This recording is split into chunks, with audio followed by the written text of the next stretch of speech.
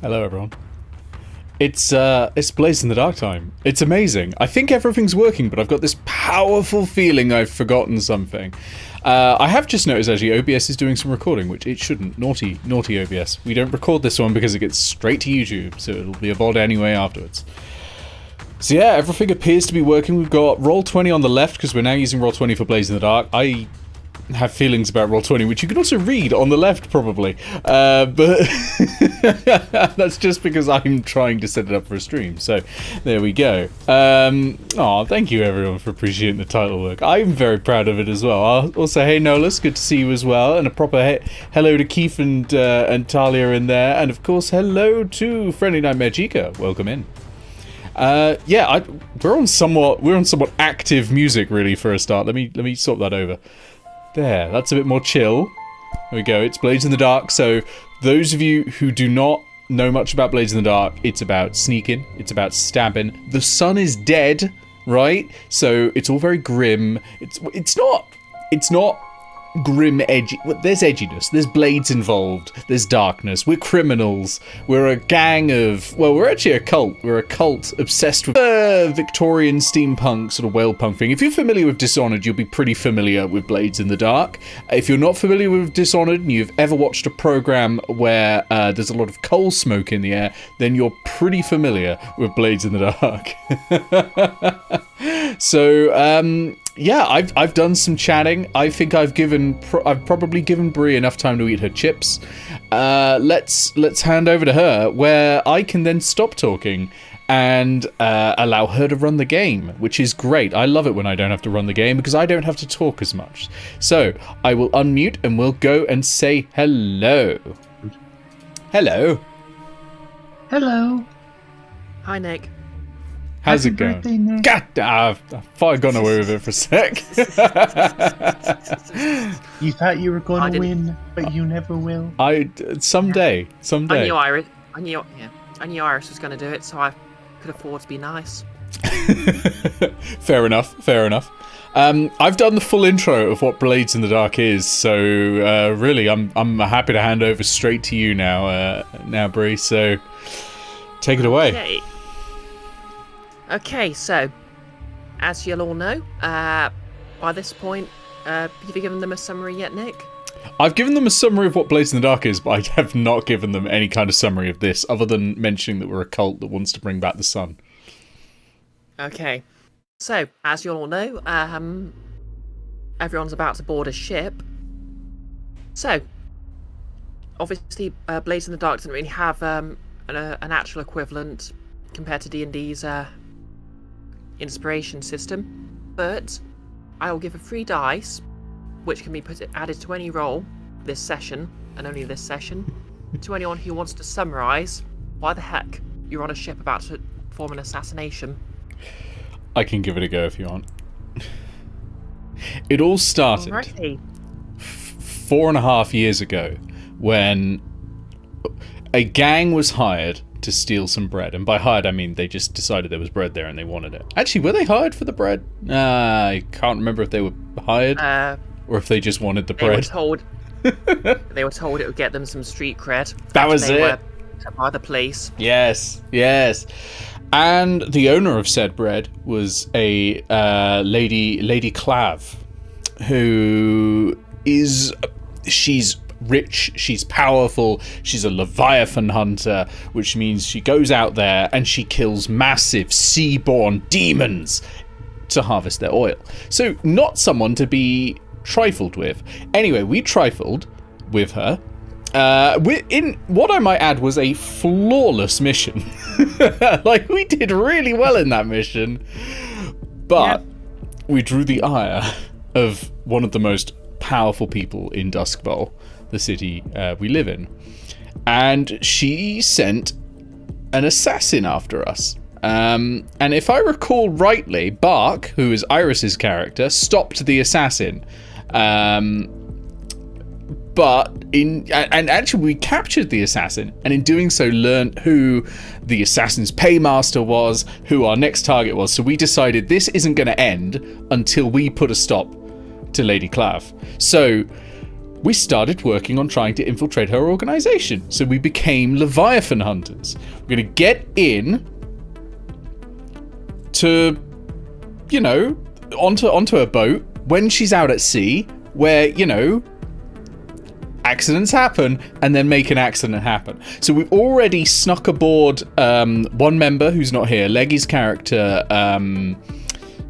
Why does my brain want to say Frog? It's not Frog. Leggy's character, the Poisoner. Toad? No. Toad's from Mario.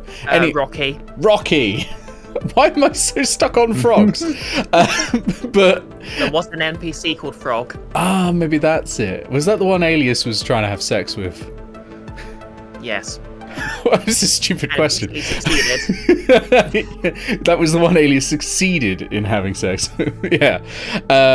Anyway, in doing so, Lady Clave sent a fiendish assassin after the party. Apologies. Oh, sorry.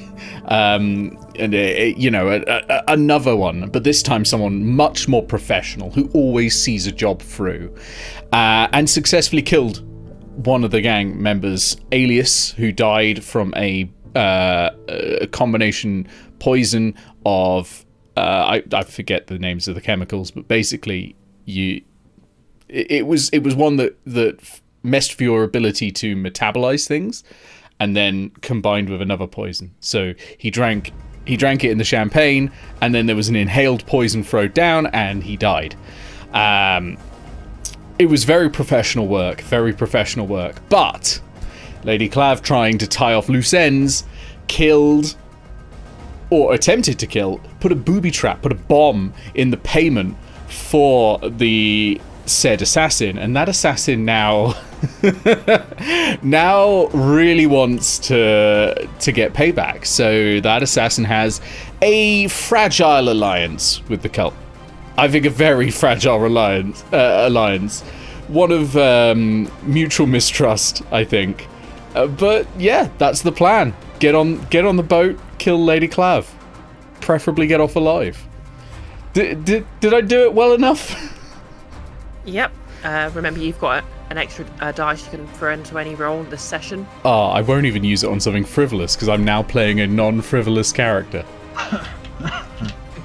You use it or lose. Yep, use it or lose it. I promise I will use it, and it will be on something good. Yep, it expires at the end of this session, so don't feel obliged to save it. Anyways, obviously going to be getting on a ship. We'll get to that in a moment. But I've just got a quick handout because there's obviously going to be some unique rules. Okay, see if this works. It shows the players. And that should now be visible in the oh, neat. Journal tab. It's popped it open automatically. Yeah. Oh, yep, should have done that. That's cool. I like that. Yep, so just to go over with this, don't worry about planning or packing anything for this trip, because obviously this game's all about doing things via flashbacks. If you set something up, you'll be able to have said you set it up. Flashbacks will also be permitted for downtime activities, because it can be assumed you did stuff while setting up in port. The prompt for this session specifically, well, we'll get to that in a second. I'm excited.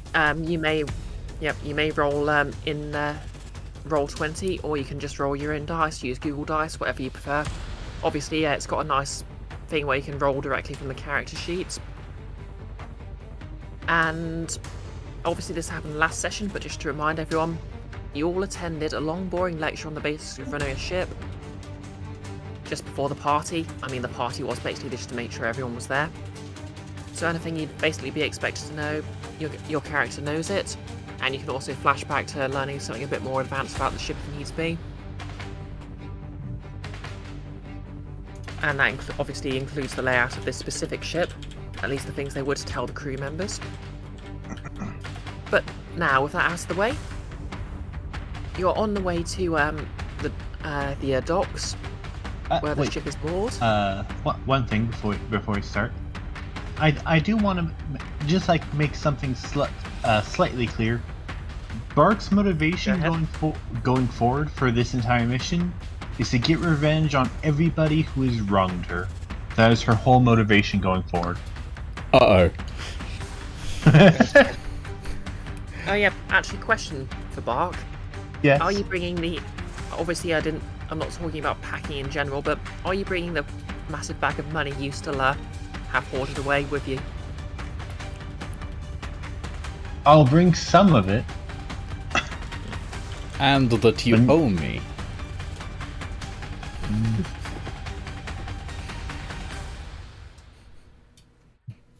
Yeah. Okay, so I think what we could do right now is just for the payment, Nick, just add 2 money to your thing, and I'll take that out of what I own. Okay, that sounds good. I won't have to kill you in your sleep. So, and do not, and you do not have to worry. I will not be putting a bomb in your money bag, unlike somebody. I was gonna say, I swear to God, if you do. No, there will be Lady no. Clave. There will be no bomb in your money bag. Okay, I'll take off Bark owes me money from my notes. We just get that out of the way. I had 12 stashed anyway, so. Right. So, are you both sitting comfortably? No. Yep. But I haven't been since I hit Right. 30. But go for it. Well then, as you all obviously everyone in the cult sort of some of you are staying in the actual hideout. Some of you have been staying in the newly acquired townhouse / mansion. Some of you have your own homes, but either way, you sort of meet up along the way, and you're all travelling up. But Spectre and Bark, since you're playing, along the way, everyone else either gets ahead of you or peels off in a different direction. And as you're walking down, a couple of thugs, who know, of course, Leviathan hunters are set. Well, obviously it's Leviathan hunting season. All the ships are setting off. The crews are headed to the docks, so they know there's going to be people carrying a lot of valuables, and more importantly, won't be particularly high status. So they've been keeping an eye out for marks, and oh no, they seem to have spotted you both. You see a group of, let's say, 3 or 4 people blocking the street ahead of you, and as you look behind you, at least another 2 have blocked the way back. What do you want to do? Do you really want to do this? Right here, right now? Who are you specifically speaking to? Oh, whichever one is in front of me. Okay. First thing I'm going to do, when I've had a more chance to add stuff to Roll20, is set up a rollable table for this, but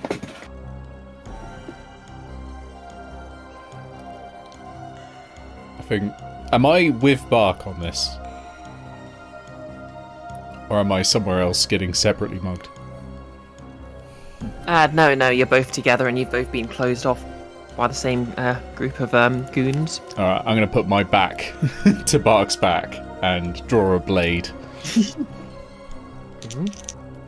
Yep, I won't be charging you load for this yet. Anyway, the person Bark is addressing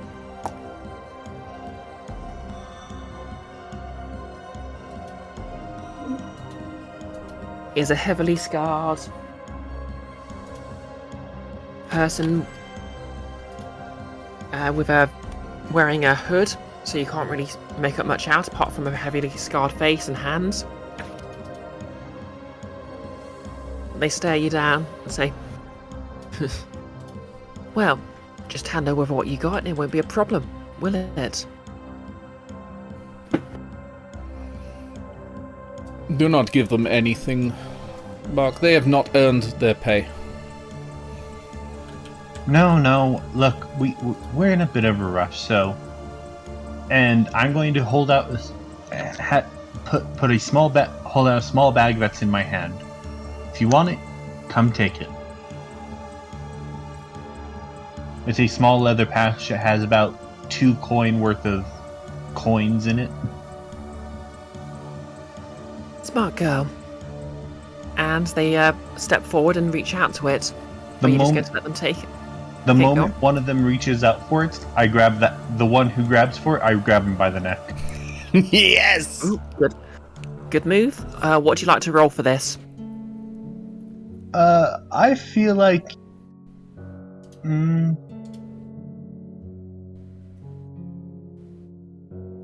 I think skirmish would be the best thing here.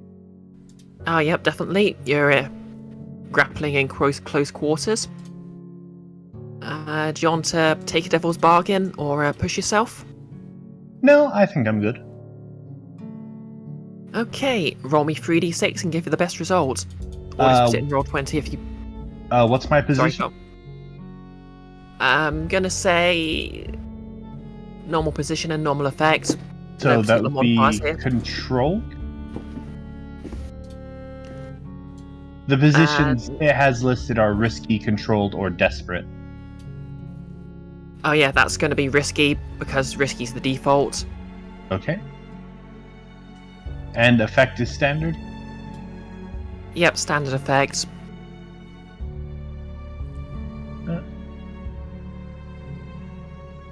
These aren't exactly deadly. Ooh, but yeah, unfortunately that's a failure. Damn. So as you grab their arm, they just, I'm gonna say they just manage to finesse their way around, grab the pouch, and pull their hand back, and they take a step back, smirking. Oh, then I'm immediately going to lunge forward and tackle. Okay. I mean, unless I While forget you're your character's name. Spectre, while you're doing Yeah, this, I'm going to chug a potion, and Okay. which is a silence potion. I would like to then draw a pistol and aim it at one of the ones I can see, so that they can't get too close, and I'd like to shoot them. Are they within about Okay. 10 paces? Yeah, I'd say so. Okay, yeah, then I'm going to Right. shoot them. Okay. You shooting to kill or shooting to wound? Trying to scare them off or what? I'm an assassin, I shoot to kill. Okay. Shooting to Obviously, kill as an will scare the assassin, others you'll off. know- But as an assassin, you also know, of course, that will draw a lot of attention. It won't. I have I'm drank a sure you're used silence to that. potion. There is no sound that will emanate for 10 feet. Yeah, the sound, yes, but if someone dies, everyone's going to know about it. Oh, yeah, Because eventually. obviously the spirit war. Yeah. Yeah, I Well, thought you it's meant more or less immediately. instantaneous. Oh, yeah. We're talking like moments, but. Yep, anyway, what do you want to roll for this? Hunt, I think? Like, Yes, hunt makes sense because it's you're carefully drawing a pistol. yeah. I'm gonna say since Bark, they're probably all busy sneering at Bark. You're doing this as a control, and you've used an item. It's a controlled position Okay. with standard effects. Standard You effect. can obviously trade. You can obviously trade position for effects if you like. I think I might trade a bit of position for more effect. Yeah, yeah. Okay, tell you what. You can go straight. You can lunge in and go straight for a cold calculated headshot, and that'll increase effects to Oh god, I've completely forgotten the word for it. One up, whatever it is, I guess. But Yeah, yeah. the highest effect. But this will turn this into a risky roll. I Okay. mean, not risky roll. Oh, A desperate roll because you're literally drawing a gun and basically you're going for theatrics and it could cost you dearly. okay. Can I go down to risky for one improved effect instead of the two that I'd get from desperate? So maybe close in to get a better shot, because obviously these pistols aren't great. Like, so I'm stepping closer, and therefore if it presumably Yeah. goes wrong, I'm gonna have someone in my grill immediately. Yeah, I'm afraid it's sort of like a 3-point system, so Yeah, but I'm going down from controlled, aren't I? Yeah, controlled is the highest, but then the next one down is risky, the standard. Yeah. And then below that is desperate. So I'd like And to go onto the down effect to side. risky from controlled. Okay, that wouldn't really get you anything though, because you'd be going from standard effect to the next effect up, because that's a 3-point scale as well. Wouldn't that get me extra effect then? Otherwise, why would anyone ever trade from controlled to risky? I don't know, I might be missing what the benefit of that is then. Basically, I'm saying to get the upgrade, you're having to drop to risky. Not risky, desperate. Oh, right. I thought I could trade down for one. I suppose you're actually right, that is a bit harsh. Yeah, you can trade risky for maximum effect, I guess. I don't know, I might be misreading. It's been a while since I've looked at that bit. Because I would assume, like, if you go one step down from position, you'd go one step up for effect. Yeah, that makes more sense. I was taking the view, obviously you had to... Yeah, I think I got my wires crossed a bit there. Okay. You can trade control. You can drop control to risky to get. God, the word's on the tip of my tongue. If I was at standard, the next one up is great, but there's also extreme afterwards, so it looks like it's a 5-point scale for effect. Wait, is it? Look, on the list I've got here, there's 5. Oh yeah. I might be wrong there. Yeah, you can trade risky for great effect. Yeah, I don't want to go down to desperate right now until, you know, things are looking worse for us. Yeah. Just in case. That might be what confused me. Yeah, that's fair. Okay, so I'll do that. I might use my bonus die that I've got from my inspiration right now. Okay, if you want to do that, that's fine. Ah, here goes. A 6 and 2 1s. That was very close. Okay. So you lunge. So you draw your pistol, lunging close. You know what? Since you rolled a 6, what does this actually look like? You drawing your pistol and shooting someone dead? Very cold, very calculating. Like, this isn't rushed in a way. It's kind of like, you know, start of every Bond movie where it goes to the bit where it's like, you know, the looking down the barrel and it's just lift and fire. Like, this is very mechanical. It's very practiced and trained. This isn't heat of the moment or something. I'm jumping forward to get better range and I'm firing. And I'm probably going for the heart. Okay. I'm probably not aiming for the head. I'm probably going for what is like the best training sort of option, which is the heart. Yeah. Center of mass. Yeah. Okay. So obviously you shoot, and wait, who are you shooting at?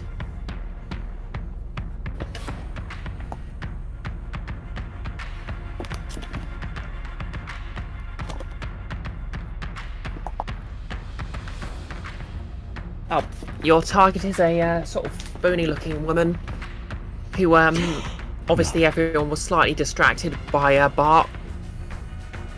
So she just sort of turns to you and is like, ugh. I swear, if I've killed Boney M again, I can't be having Don't worry, this. you'd have recognised Boney M. Okay, alright, good.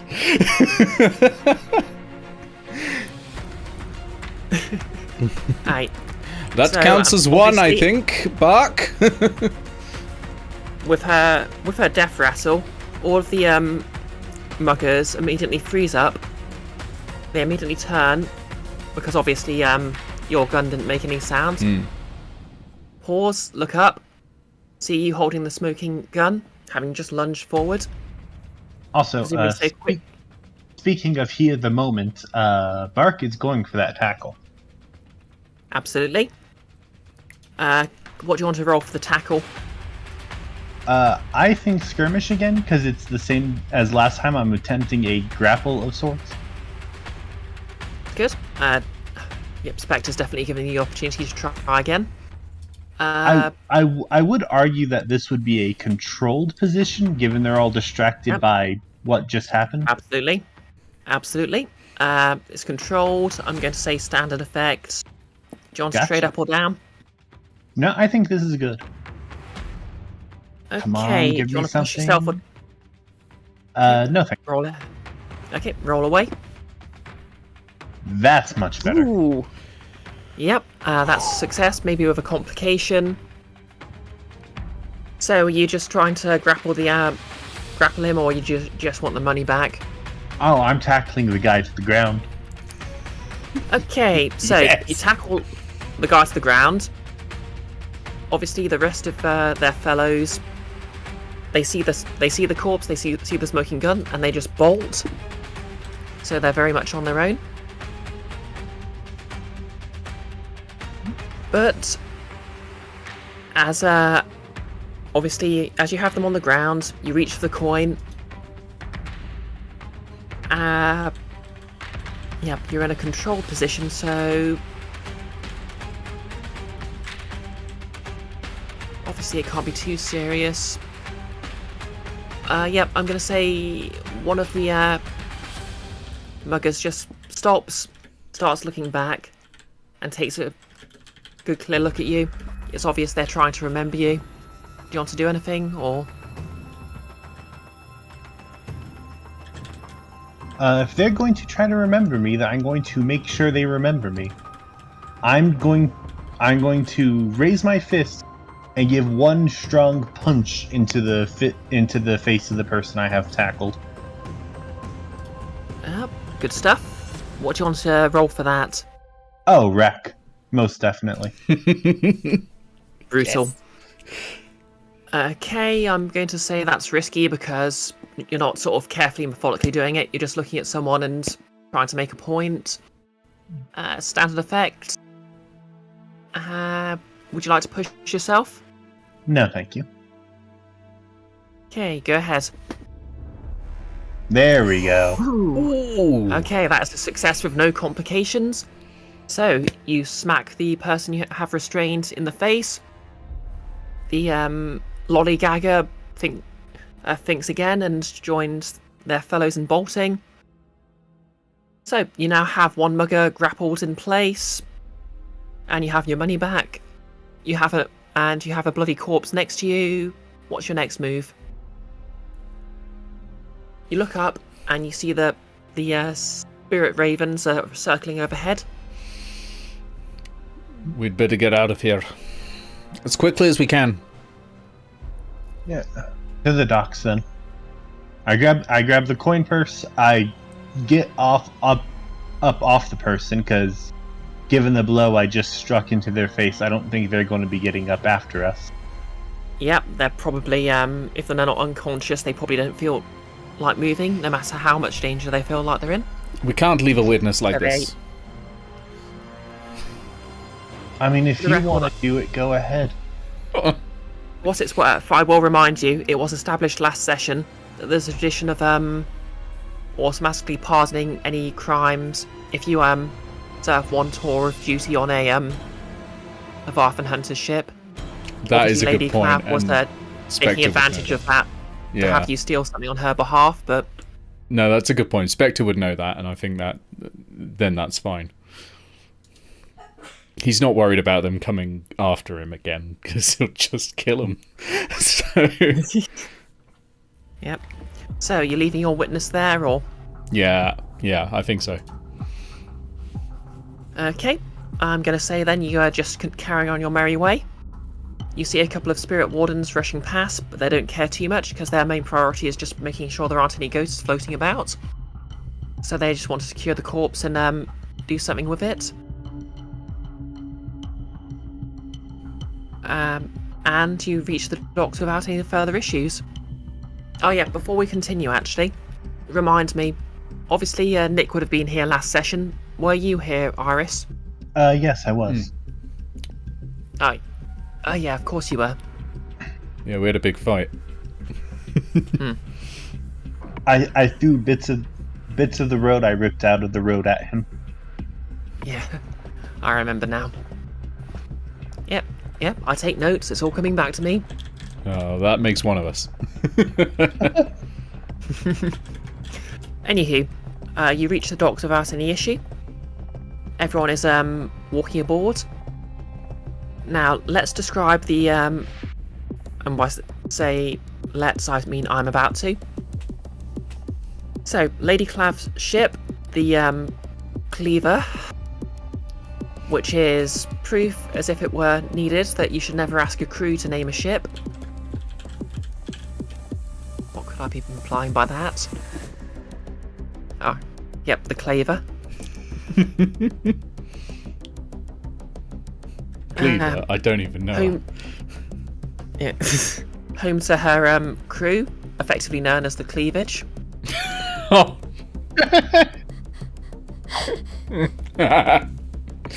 Of course, and of course, people are dare to laugh at that. Now, it's docked right next to not right next to a warehouse, which is literally flush on the pier to allow Leviathan blood to be quickly unloaded.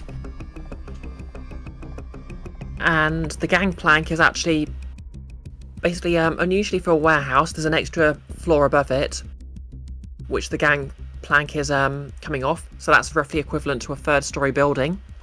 For you see, it's a very large ship indeed. Not too dissimilar from a modern cruise liner. It includes not only crew quarters, but storage and refinery for the blood itself when it's gathered, as well as a hold and all such of other things, because naturally, being aristocrats, Leviathan hunters probably like to carry all sorts of knickknacks with them. A ship's bridge is unusually right in the centre and raised above everything, not unlike a Pansepticon, if you happen to know what that is.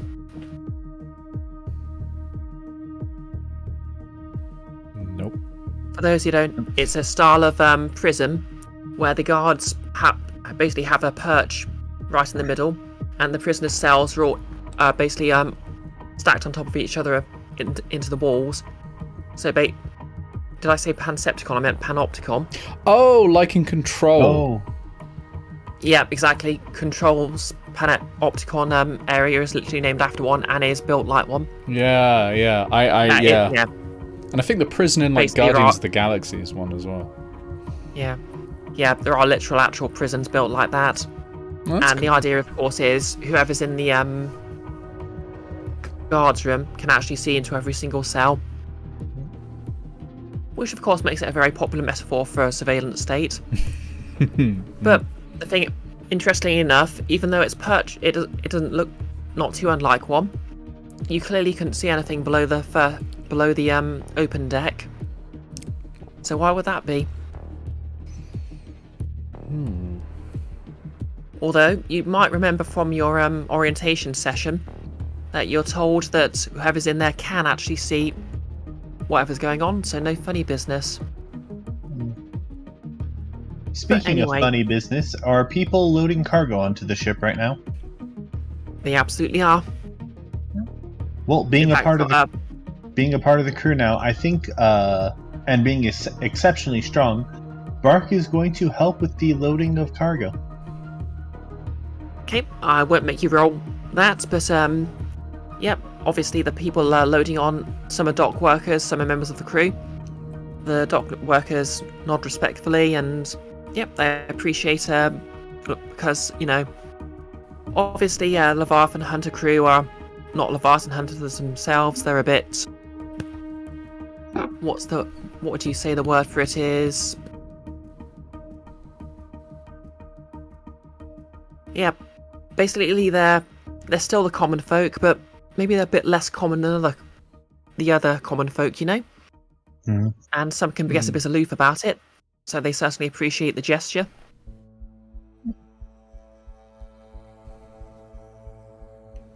But you probably won't, aside from the crew, your new crewmates, you won't be seeing them again for a while. But they do give you a wave off as you walk into the warehouse. You ascend some stairs right in the centre and walk up the gangplank. And who else would be greeting you but Lady Clave herself? How do you meet her gaze? Directly. I don't.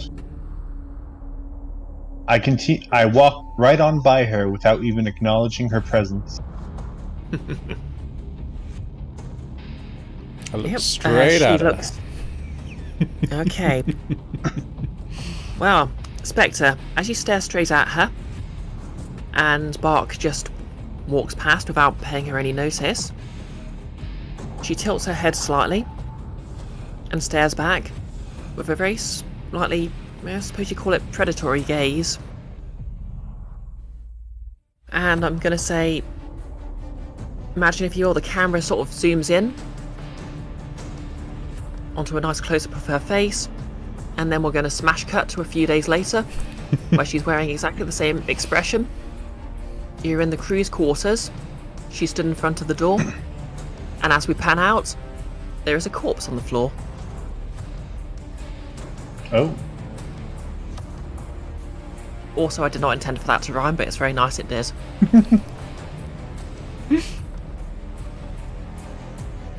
She breathes in, sighs, looks at you both.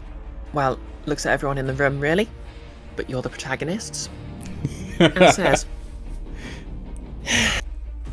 "So then, no one's leaving this room until we have an explanation here."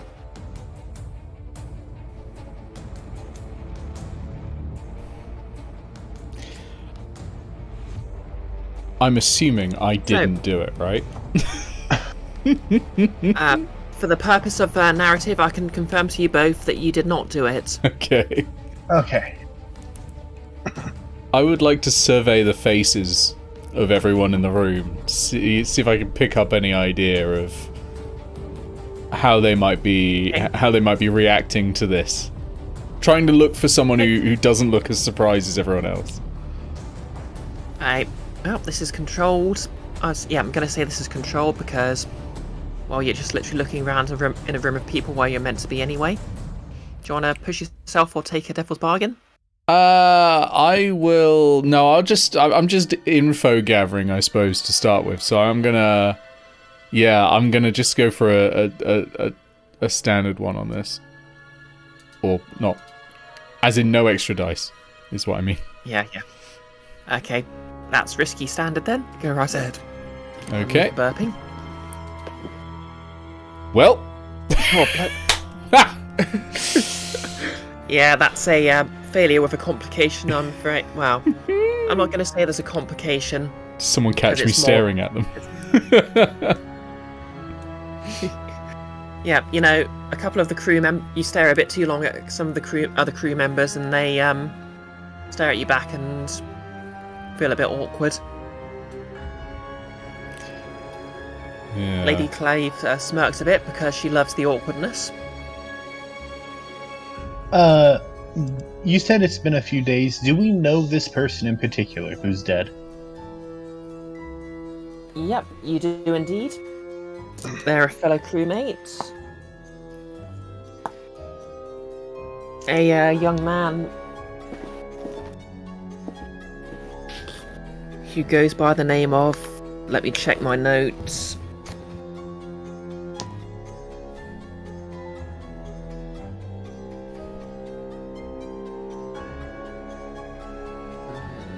I've completely forgotten to give the victim a name, which is a bad start.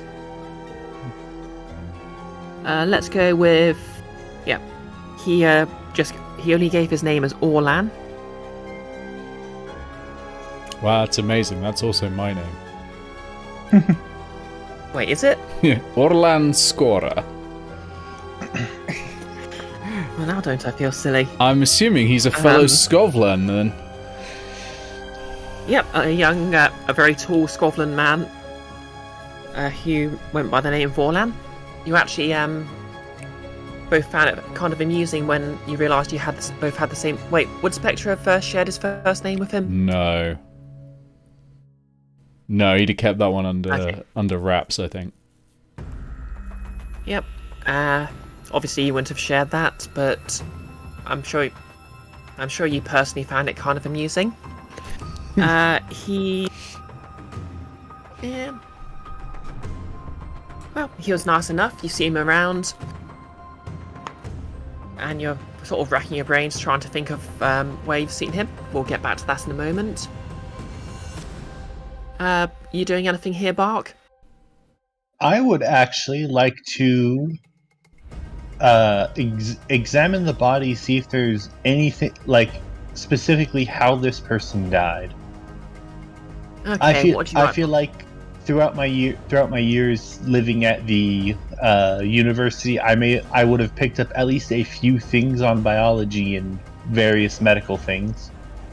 Yep, I'm sure you're no physica. I'm sure you know a few, and you've probably even sat through a few theatres. Fun fact, a place where a surgery is done is called an operating theatre because it was once a literal theatre where students would actually observe surgery as it's done. Yeah, so I feel like this role would probably be a study. Yep, that sounds about right. And I'd argue a controlled position, given that there's nothing trying to oppose me. Yep. I'm gonna say no one's gonna stop you. Yep, that's controlled. I'm gonna say limited effect because you don't actually have actual physica training.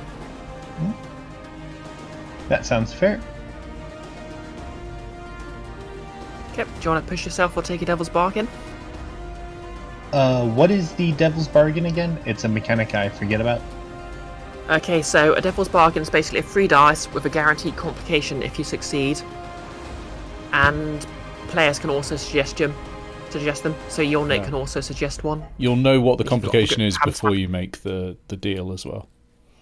I think I'd be interested in a devil's bargain. Okay. What should I offer you? I mean, feel free to chip in, Nick, and obviously you can suggest one if you think you've got a good idea yourself.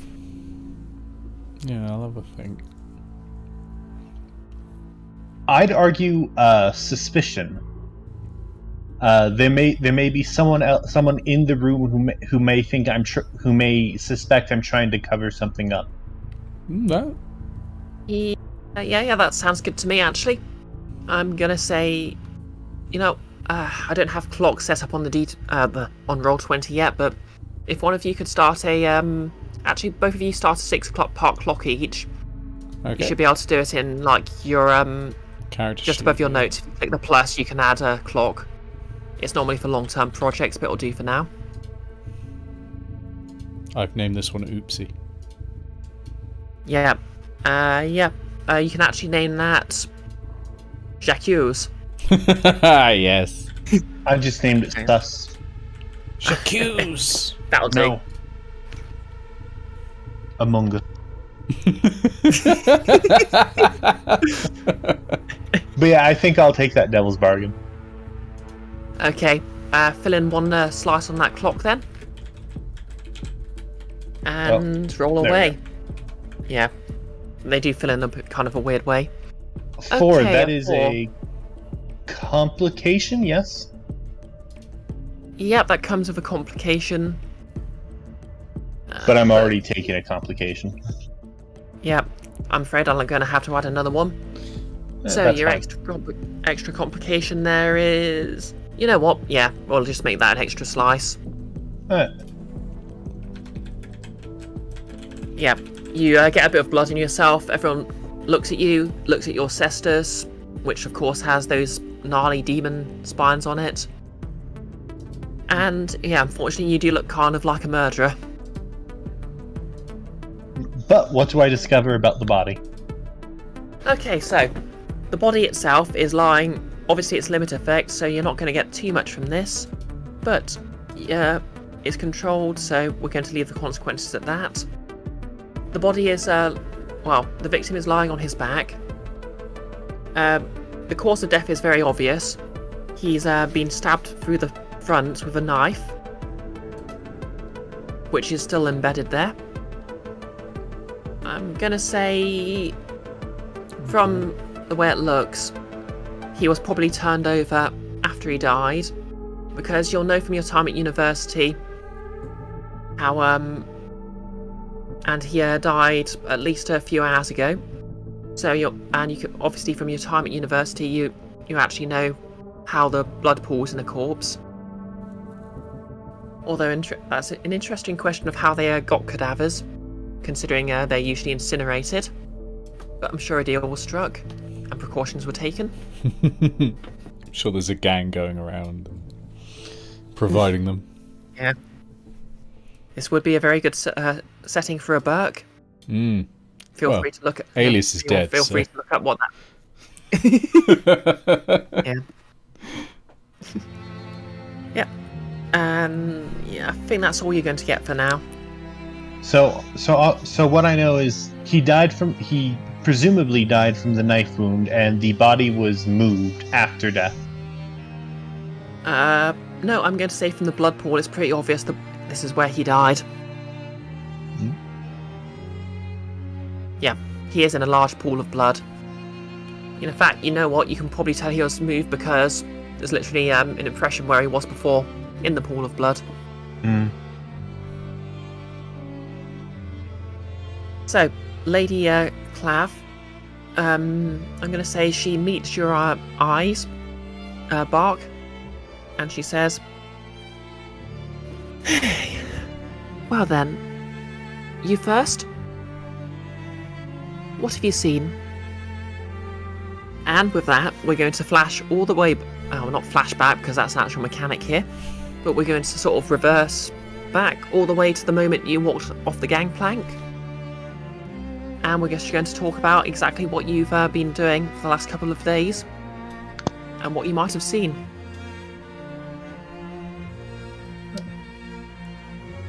Well, Instantly, try saying the title of this stream out loud.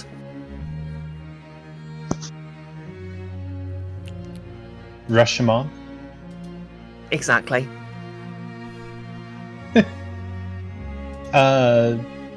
Well, I mean, immediately I probably would have been helping set up and organize the cargo once we took off. Just, finishing off what I was helping with.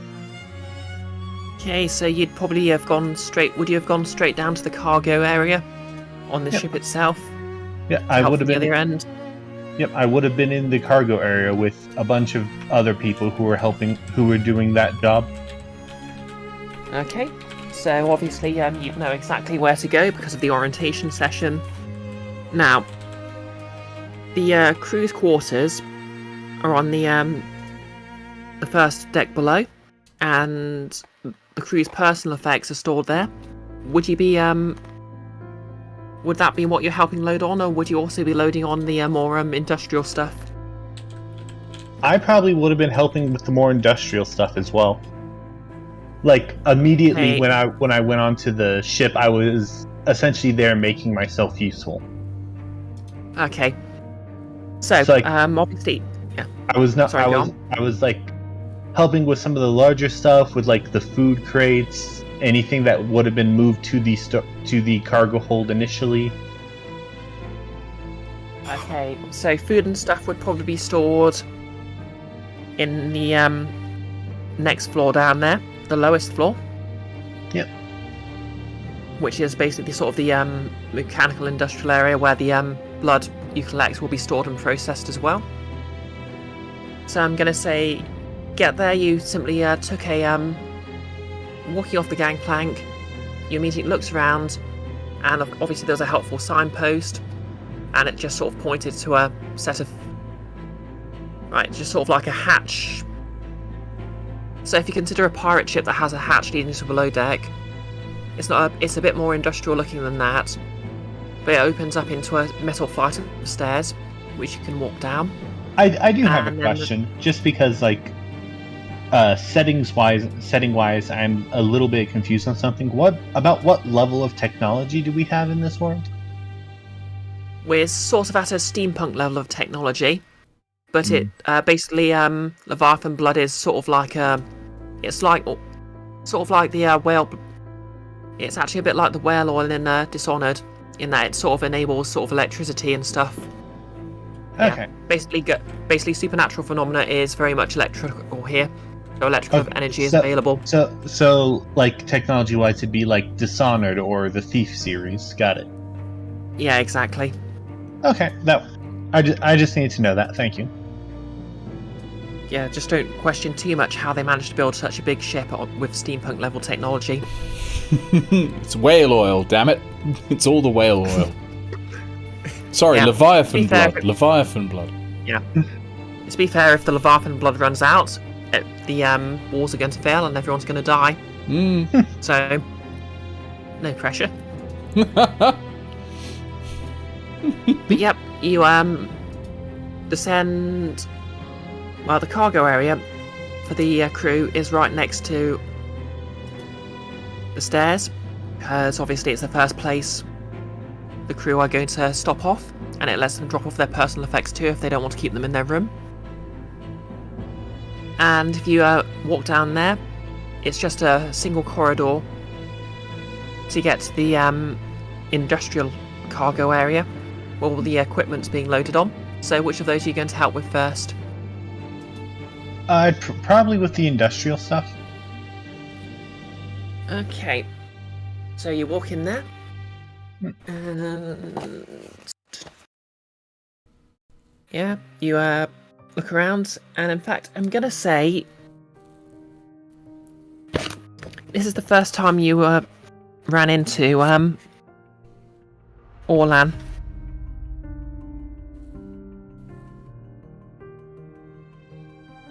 Okay, what voice to give this guy? So he looks up at you and says, "Hi, hey there." Ah, hello. I'm just here helping load on cargo. Don't mind me. Same. Yep, same. Hey, so what sort of crewmate are you? I'm just here to do whatever's needed. I'm good for manual labor, combat, whatever the crew needs. Yeah. I mean, you here because you want to work on a Leviathan crew, or do you want to kill Lady Clave as well? Yeah, she's not living this trip. Oh yeah. I made a bet with a couple of the other crewmates. I reckon I've got a shot at doing it first. Side note, you can pretty much tell he does not have a shot of doing it first. What makes you so confident in this? Right, well, I don't mean to brag, but like the other week, there was a shooting, right? Okay, a shooting.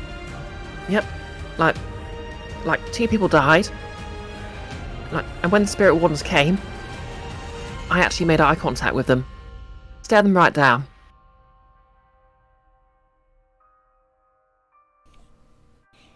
And what does this have to do with the murder of Lady Clave?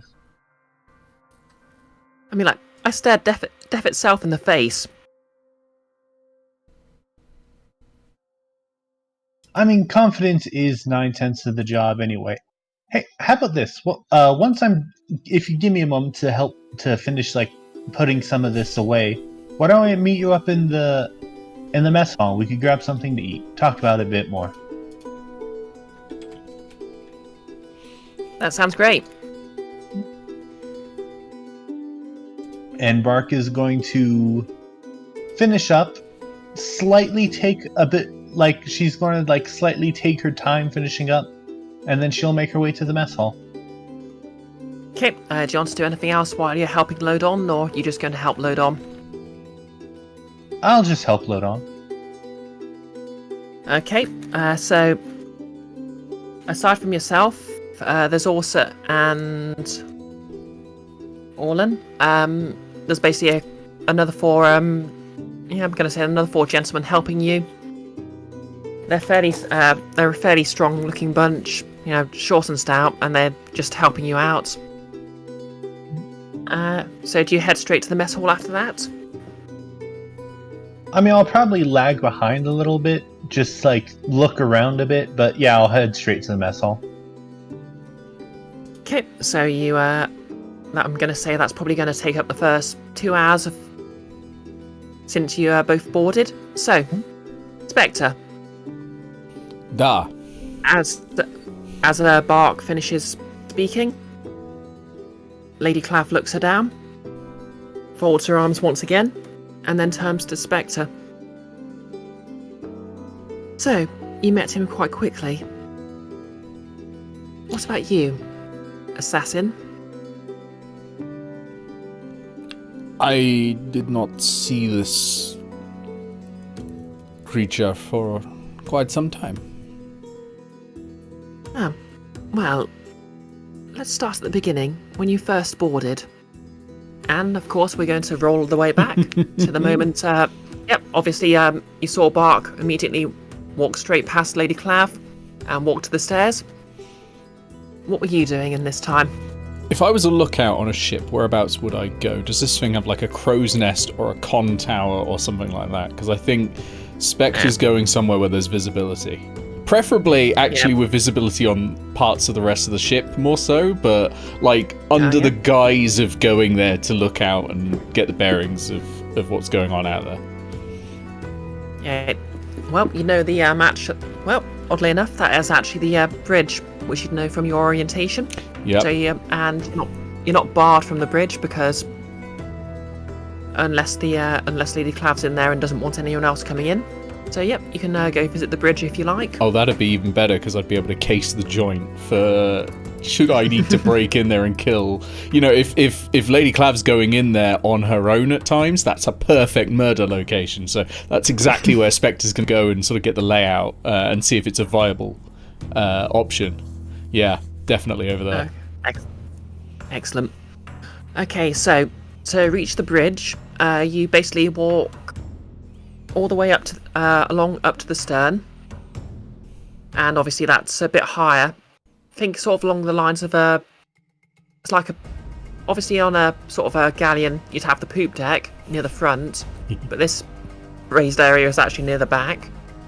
Okay. And the bridge is actually in the dead centre on a sort of a tower. So you walk into the area leading up to it's covered. So you basically walk into what it's sort of like a not too different to what you'd see in a manor, actually. It's a very grand flight of stairs. There's a few rooms splitting off it because, you know, might as well do some other things with that space. You're not actually sure where they go, but you can just walk straight up the stairs right up to the bridge. I'll go straight up. Okay, so the bridge has pretty much everything you'd expect. There's a wheel, tons and tons of instrumentation all around. You know, maybe what a bit of it does, but not what all of it, because obviously you've been told how the ship sort of works, but you're no sailor yourself, or are you? Definitely not, no. Okay, just checking. Acarosian for almost, well, Scotland, but has lived in Acaros for pretty much his entire life. Okay. Okay, so I'm going to say something very interesting that really catches your gaze is that the ship has basically a series of panel of mirrors on every side of it, except the actual door doesn't have any, but there's also mirrors just to the side of the door when you come in, and that just sort of lines the room. They have sort of arcane-looking symbols next to them. Okay. Well, if I think no one would be suspicious, I'd like to get a closer look at those arcane symbols. Not necessarily to understand what they do, but maybe to commit them to memory so I can ask another crew member. Okay, what do you want to roll for this? I think I'm going to have to do study, which I've got no pips in. Okay. But I can't see myself surveying my way out of this. Yeah, well, luckily this is somewhere it's okay for you to be, so no one's really going to interfere, so it's a controlled roll for now. With standard effect, because there's no reason you can't take a gander at them and see if you know what they are. Did you say you're just trying to remember what they are rather than figure it out? Yeah, just sort of commit the shapes to memory so that I can then draw them later and then show them to someone who might have a bit more of an arcane knowledge, like particularly Agatha and go, what are these shapes? What do these shapes do? Okay, and yep, you're going to actually sort of touch them and maybe tinker around with them, or are you just going to not tinker roll, obviously? Absolutely not touching them. No, just observe and like write down as much as possible. I think Spectre's cautious enough with anything that looks arcane or anything like that. I think definitely from a close distance, but not touching. Okay, you going to push yourself or take a devil's bargain? Not at the moment, because I need to save that stress for later, I'm sure. But yeah, I'll go for the standard. All right. Okay, go right ahead then. Here we go. Obviously, that's going to be... That's 2. Tragic, yeah. Yes. Yeah. Obviously, because you have a 0 dice, you roll 2 and take the lowest result above. Fun fact, if you want to really annoy a Blades in the Dark fan, you can call it disadvantage. I mean, it is. Yes, it is. But yep, for a 2, I'm afraid you don't really learn anything. I'm going to say it's controlled, so there's no consequence. Maybe I'm just trying to fix them in my head, and when I later on, like an hour later, when I'm trying to write it down, it's gone. I just can't. You know what? Yep, this is maybe like the first hour. No, I'm going to say, as you're staring at it, a short, fairly burly chap wanders in and says, "Hey, what are you doing there?" These mirrors, what are they? Well, he looks you up and down. Oh, sorry, I am new on ship. I am trying to get bearings. I am good lookout, but if mirrors will help, then it would be good I know how they work. He pauses a second. He doesn't look quite convinced whether or not he wants to tell you. Do you want to try and roll something to try and persuade him? Or... I have no pips at all in resolve, so let's give it a go. Okay. Yeah. This is the energy I love. I'm just double checking if hunt can be used for this. No, it's definitely gathering like information about locations, specifically about like the location of something, not a location I'm in. Yeah, let's do it. I'm gonna try sway, I think. Sway I think makes sense for this. And is that 0 pips? Yeah, that's 0 pips. Okay. You're not pushing yourself for taking a devil's bargain? I will consider a devil's bargain, I think. Okay. Devil's bargain I'm going to offer you is he's definitely on team, a sincere member of the crew. He's not going to have anything to do with an assassination. And... oh, he's still around in the present, so I'm going to say if he realises you're on team... he's probably going to realise you're on team assassinate Lady Clave, and that's going to give you a notch of suspicion. I'll take it. Yeah, I'll take it. Okay. Okay, make your roll. Okay, make your roll then. Okay, what was position and effect for this? Is it risky and standard? Yeah, this is just risky standard. Which still sounds like a Jaeger, doesn't it? From. So oh no! Just too short. Tragic. Tragic.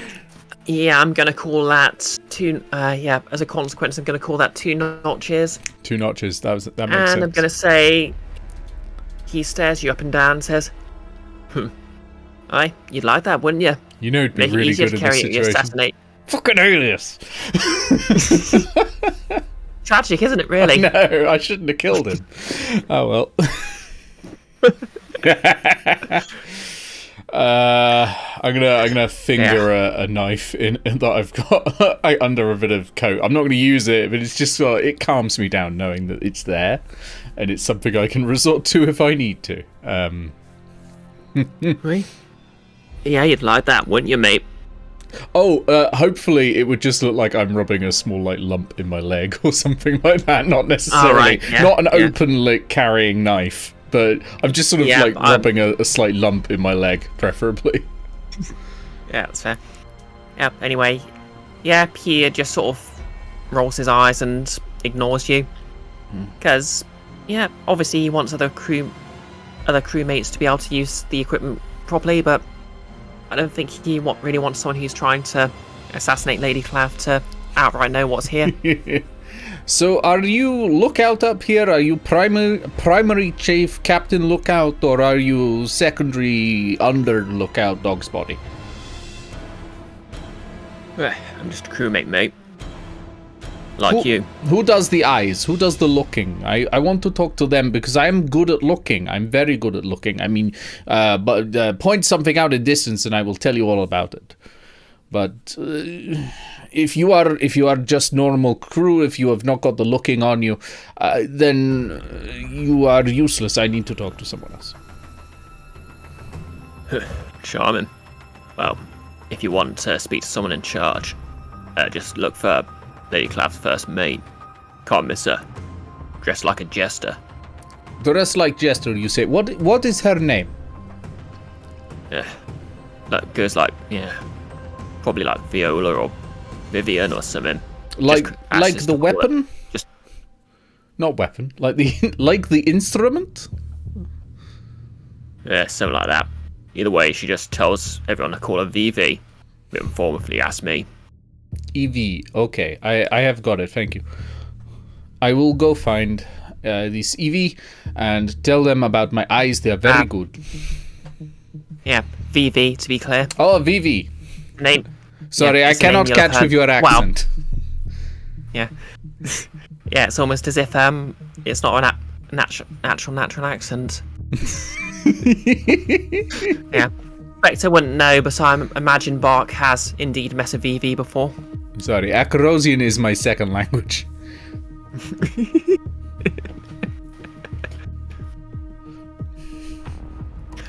So, yep, are you going to go and look for this second in command? Yeah, I think I've seen enough here. Like, there's loads of mirrors around. There's something magical going on. I have no idea what, and I'm not going to be able to provide any more information than that. As a player, I have a theory, but I don't, like... Spectre's not trained in this. This is not Spectre's sort of thing.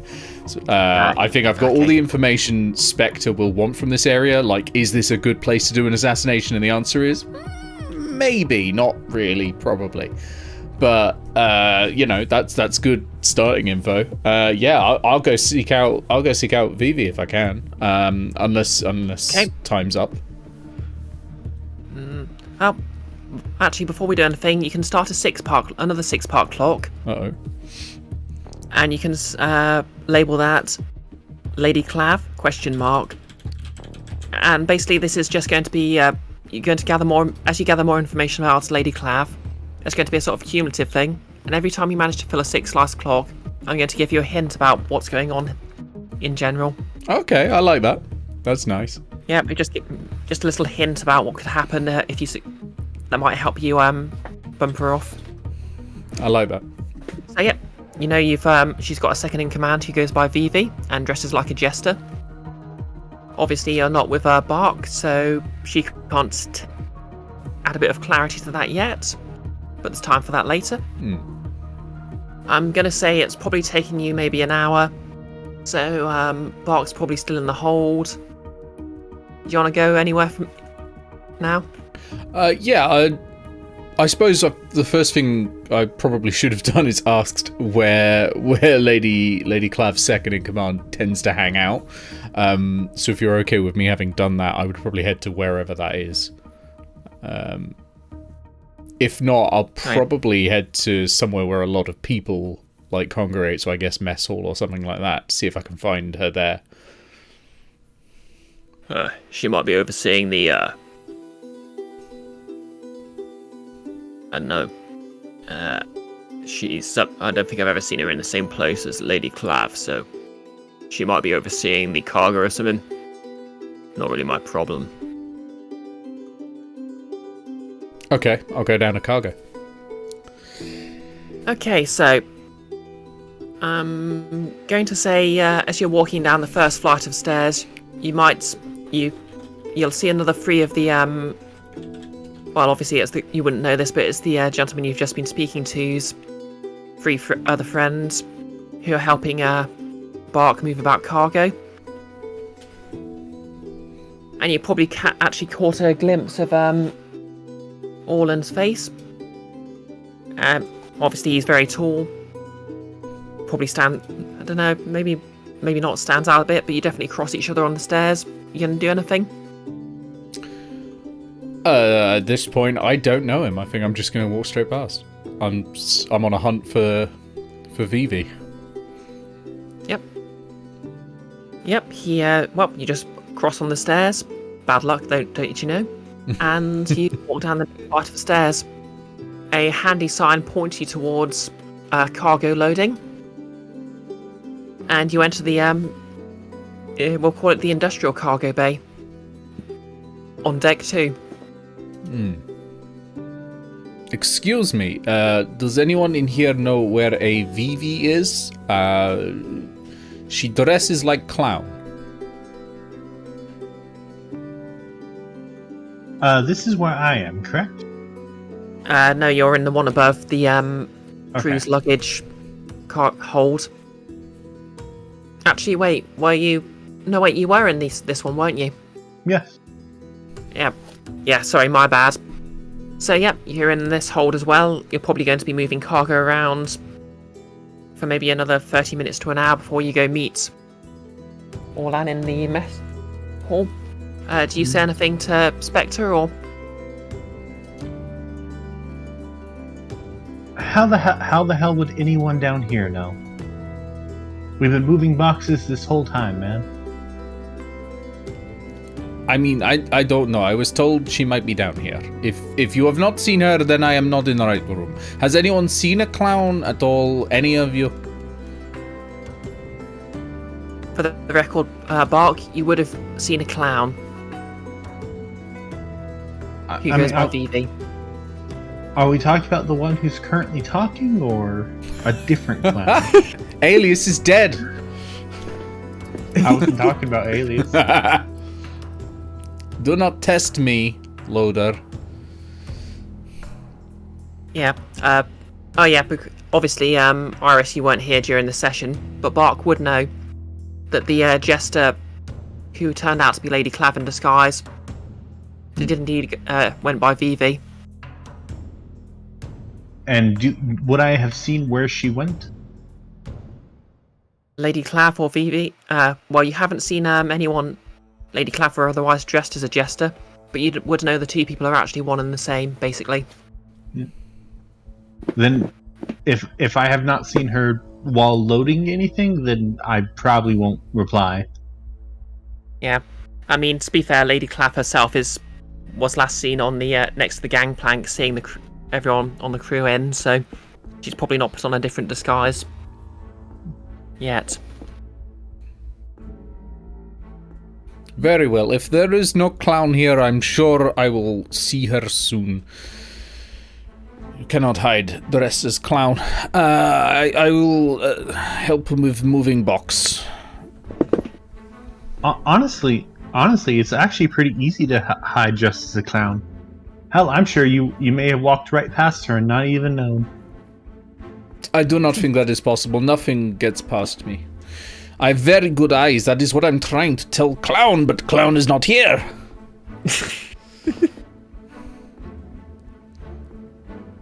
Okay, do you want to do anything? Sorry, go on. Look, all I'm saying is,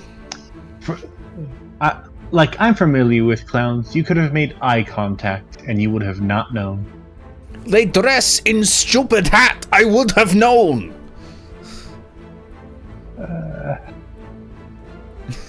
Okay, sorry. I'm done egging on Spectre. Okay. So, you are going to keep, you are just loading boxes for the next 45 minutes until you go meet, Orlan in the mess hall, or? I think so, yeah. I think I'm under the impression I'll eventually find the clown. Like, I'm not on this boat for only 20 minutes. I've got plenty of time. I will try not to draw up too much suspicion initially. It's already going badly, so... Okay, so you are joining Barkin or Lan for dinner? Or lunch? Yeah, I'll join him for brunch? food, yeah.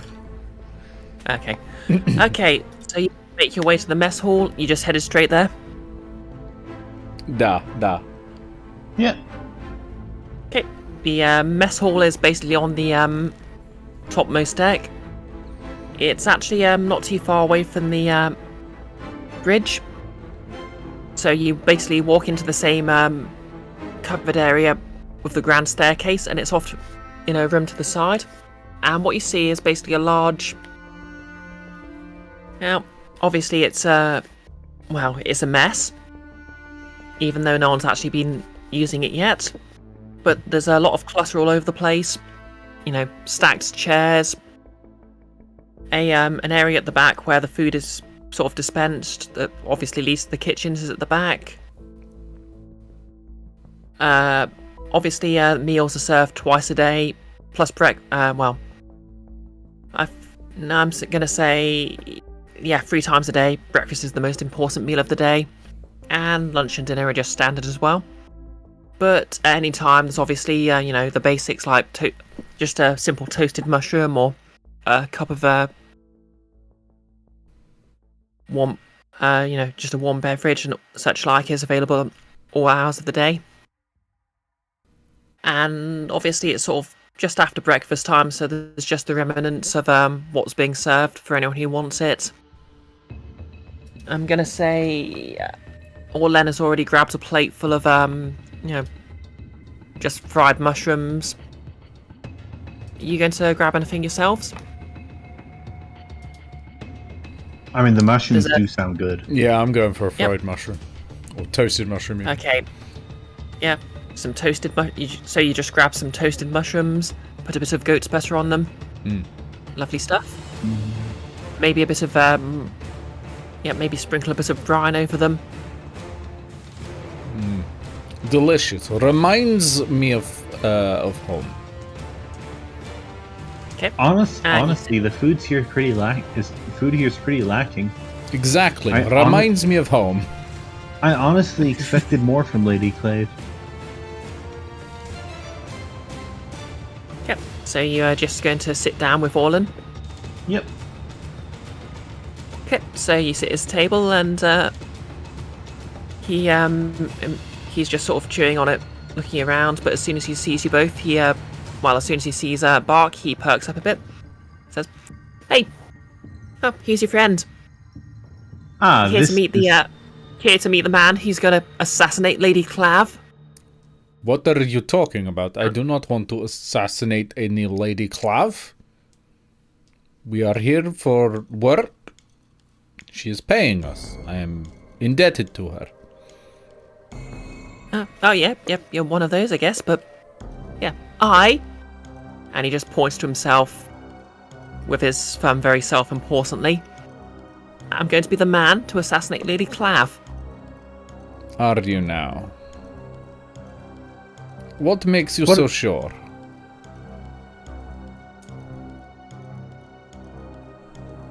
And he just sort of turns and whispers to Bark, "Did you tell him?" I haven't told him a thing. Told me what? I have stared death itself in the face. I'm sure you have, and yet you are telling everyone you are going to kill Lady Clave. And what if you tell someone who perhaps likes Lady Clave? What then? When Lady Clave shows up with knife or kukri or a gun, what do then? Well, she doesn't seem to care that much. Half the people here are here to kill her. She knows it. Half the people? Oh, Well, yeah, I don't know. from what I have been told and informed, yeah, a large chunk of her recruits come from people trying to assassinate her. It's that whole thing. Obviously, if anything goes wrong at sea, we're all as good as dead. But yeah, I still think we have a shot at it. And by we, I mean I do. Why would she do this? What is her angle? There are plenty of people looking for work. Why choose so many that want her dead? We're fighting Leviathans. How else are you going to willingly get a bunch of people on a boat? Money. There are some limits to what money can get. Ha! Revenge, You have however, not seen the docks. revenge, however, people will go anywhere for revenge. I do not buy it. There is something else going on, and I do not like it. Be on your guard, Bark, and whatever your name is, be more careful. I do not want to be seeing you with a knife in your front. Speaking of, what is your name? I don't think you've introduced yourself. Oh, yep. My name's Orlan. Huh! What's so funny? I knew an Orlan once. It is a funny coincidence. Yeah. Are you Skovlan? Yeah. You do not have the accent, but not all of us do. Yeah. I was born and raised in the city. Orlan Grine. My parents were both on a Leviathan crew. That can be. So you're a legacy hunter. They sort of didn't have much of a choice in it. It was like 2 years ago. They were press ganged onto this very ship and never came back. That's why I'm going to kill her. Very well. Do be a bit more quiet about your attempts, So what is your plan? I'm gonna kill her. I lean forward and just slap him. What is the plan? Ow. How are you doing this? I don't. I've got a knife, and he just pulls out a fairly nice looking folding knife. Question. And flicks it. Yep, go ahead. Flashing back to the present slightly, is this the same knife? It absolutely is. Ooh. Okay. Oh, nice. Good thinking. Yeah. And he just flourishes it in a... Basically, you know how someone who's just got a folding knife, they just sort of... they just sort of seem to pick it up after they've had it for, maybe a couple of hours. He's probably just been playing with it and thinks it looks cool. Put that away before you stab yourself with it. Foolish. Okay, yep. And he just claps it shut, and rather than properly folding it shut, he tries to flick it shut and scratches his finger. Okay. This is. Oh. Look. I tend to be pretty reckless and in the moment, but even I have to admit this is just. If you're going to attempt to kill someone, you can't just, especially someone like Lady Clave, you can't just wing it. You need to have an idea of what you're doing. Exactly, a plan. What I recommend to you is study the layout of the ship. If you notice her, or perhaps her first mate, mark down where it is, when it is. That way you have a better idea of where she might be when you can kill her. The idea of revenge is very nice, but without a plan, without prep, it's just a good way to get yourself killed. I see. Have you done a revenge before? Oh, not yet.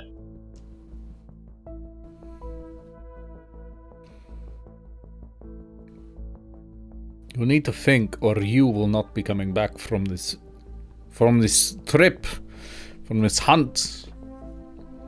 You need 5 things. You need connections. You need an entry point, a route. You need a method, and you need a point of attack. If you do not have all of those, do not even attempt it. Although, perhaps we can help you with point 1, connections. Okay. See, He's just sort of nodding. Do you want to roll anything to persuade him while you're telling him this, or you're just going to see where it goes? I think we, because we're both kind of trying to convince him of this, I think command may work. Yeah, you're definitely trying to be sort of an authoritative figure in his life. I'll allow that. I'm going to say it's Is there any sort of help mechanic in this game? There is. yeah, basically it's the same as pushing yourself, but if you're pushing yourself on behalf of someone else, and that only costs you 1 stress instead of 2. What's your command, Nick? 0. Okay, then if you wish to help me out. Yeah. Because at the very least, what I'm hoping to do with this is try to establish us as his connections, mostly so we could use him as basically free information to keep us from being suspicious. Yeah, that's fair. I'll assist with that. I was just wondering if leading a group action would be better, but if I'm rolling 2 dice, you're going to be taking a lot of stress on that. So yeah, I'll assist. Okay.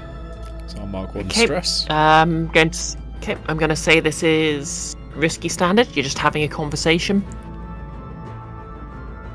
Do you want to push yourself or take it? Well, you can't push yourself. Yeah, obviously the stress has already been paid, so roll ahead with your extra die. Okay, risky, standard, extra die, submit.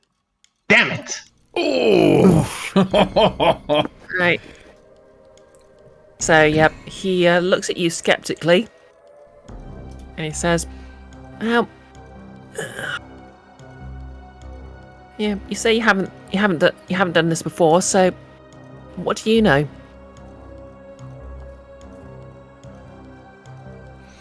I mean, if you want to be the one who goes at this alone, I mean, I'm sure your parents will be happy to say hi to you. And Yeah, at this point, Bark probably would have finished her mushroom, and she's going to stand up and make her way to her room. Well, I got things to prepare. I shall see you all later. Yeah, I think at that point he's going to very loudly shout. Well, I won't say what exactly he's going to say, but it ends with you, and he's obviously not very polite about it. And as your consequence for that role, everyone heard that. Now everyone knows you had some sort of disagreement, so I'm going to say that's an extra slice on your clocks each, please. J'accuse. The Among Us clock. Wait, how many are you on now? 3 out of 6, or? 3 out of 6, yeah. Yeah, 3 out of 6, that's about right. Okay, and with that, we're going to zoom back to the present. And, yep, Lady Clave is looking at you both quizzically. So, you both met him quite quickly. We bumped into him when doing our onboarding jobs. I only knew this man through Bark. You indeed. I will say, ever since our disagreement in the mess hall, we haven't really talked since then. I'm sure a Well flashback then. is about to prove that wrong. Yep. So, we're now going to flash back to a day ago. Tell me, what were you both doing a day ago? So that would have been 9 days since when we first joined the ship, right? Is that right? It's 10 days No, in? it's only been like 2 or 3 days. Where did I get Probably the not- idea that it well, was you 10 probably- days in? I don't know. Sorry. Yeah. Sorry, I'm fairly sure at the beginning I said a few days later. It was probably just my brain just picking up a number there. I hopefully will have seen Vivi by now, and probably introduce myself as the best damn seer that there is. So... Okay. Yeah, I'm gonna say... Tell you what, obviously it was a new day. You wanna roll something to try and find her? Hunt, I think, which is specifically about trying to locate targets. Absolutely. Do you wanna push yourself or take a devil's bargain? I'm getting a little worried that I've not seen her at all and she's first mate, so I will take a devil's bargain on this, I think. Okay, devil's bargain. You immediately run into Orlan. Okay, I'll take that. Yeah. Okay. Yep, one extra die, roll away. What's position and effect for this one? Oh, yeah. Risky standard? Sorry. Yeah, risky standard. Nothing particularly special going on here. Okie doke. On bonus die.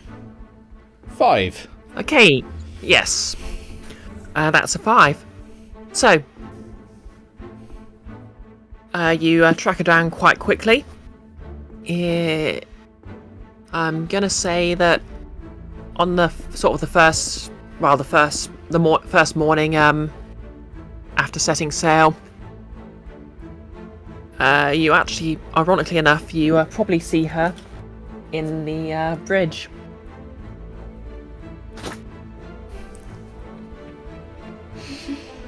Yep. How's that for irony? But as you're walking up the stairs, who should you realise is walking up the stairs to your side? But none other than Orlan. What are you doing here, tiny big man? You are big in stature, but tiny in my estimation of you. Oh? What's it to you? I am going to bridge to do seeing. You cannot even see that you are not cut out for this job. What are you doing here? You do not belong. Go. Oh, I'm doing things. What big things? Big hooded man with the hood. But What things? What things? I have already told you why I'm here. I have an actual job to do. What are you doing? Oh, for your information, I'm on an important mission. Oh, it's not the killing of Lady Clave again, is it? I'm going to interrogate her own personal right-hand woman for more information about her. Oh, well, far be it from me to stop you. Best of luck. I wish you all the best luck. And I pat him on the back and I stop on the stairs. I'm going to let him go do it. Okay. I have a plan. The plan is, let him go do it, let him get in way over his head, and then come in under the pretense of trying to help. Okay. Vivi. Okay. What do you like to roll for this plan? Ooh, I guess it depends how it goes. Like, I suppose at the moment I'm trying to just sway him to go in and do what he's already decided to do. Once he's in there, I guess I'm gonna just try and go in and skirmish with him to get him under control. Okay, I'm gonna say you can roll skirmish for that because he's already doing what he's doing, so you don't really need to talk him into it. Oh, glorious. I get to use one die. Yep. Die. I need some skills. Yep. You might want to pick something that allows you to choose your moment instead, but something like that would be study, wouldn't it? Oh, wait, what if I prowl, waiting for the right time to strike, like an ambush? Like listening against the door. Oh, 2 dice. Glorious. Yep, that sounds about right. I'm gonna say...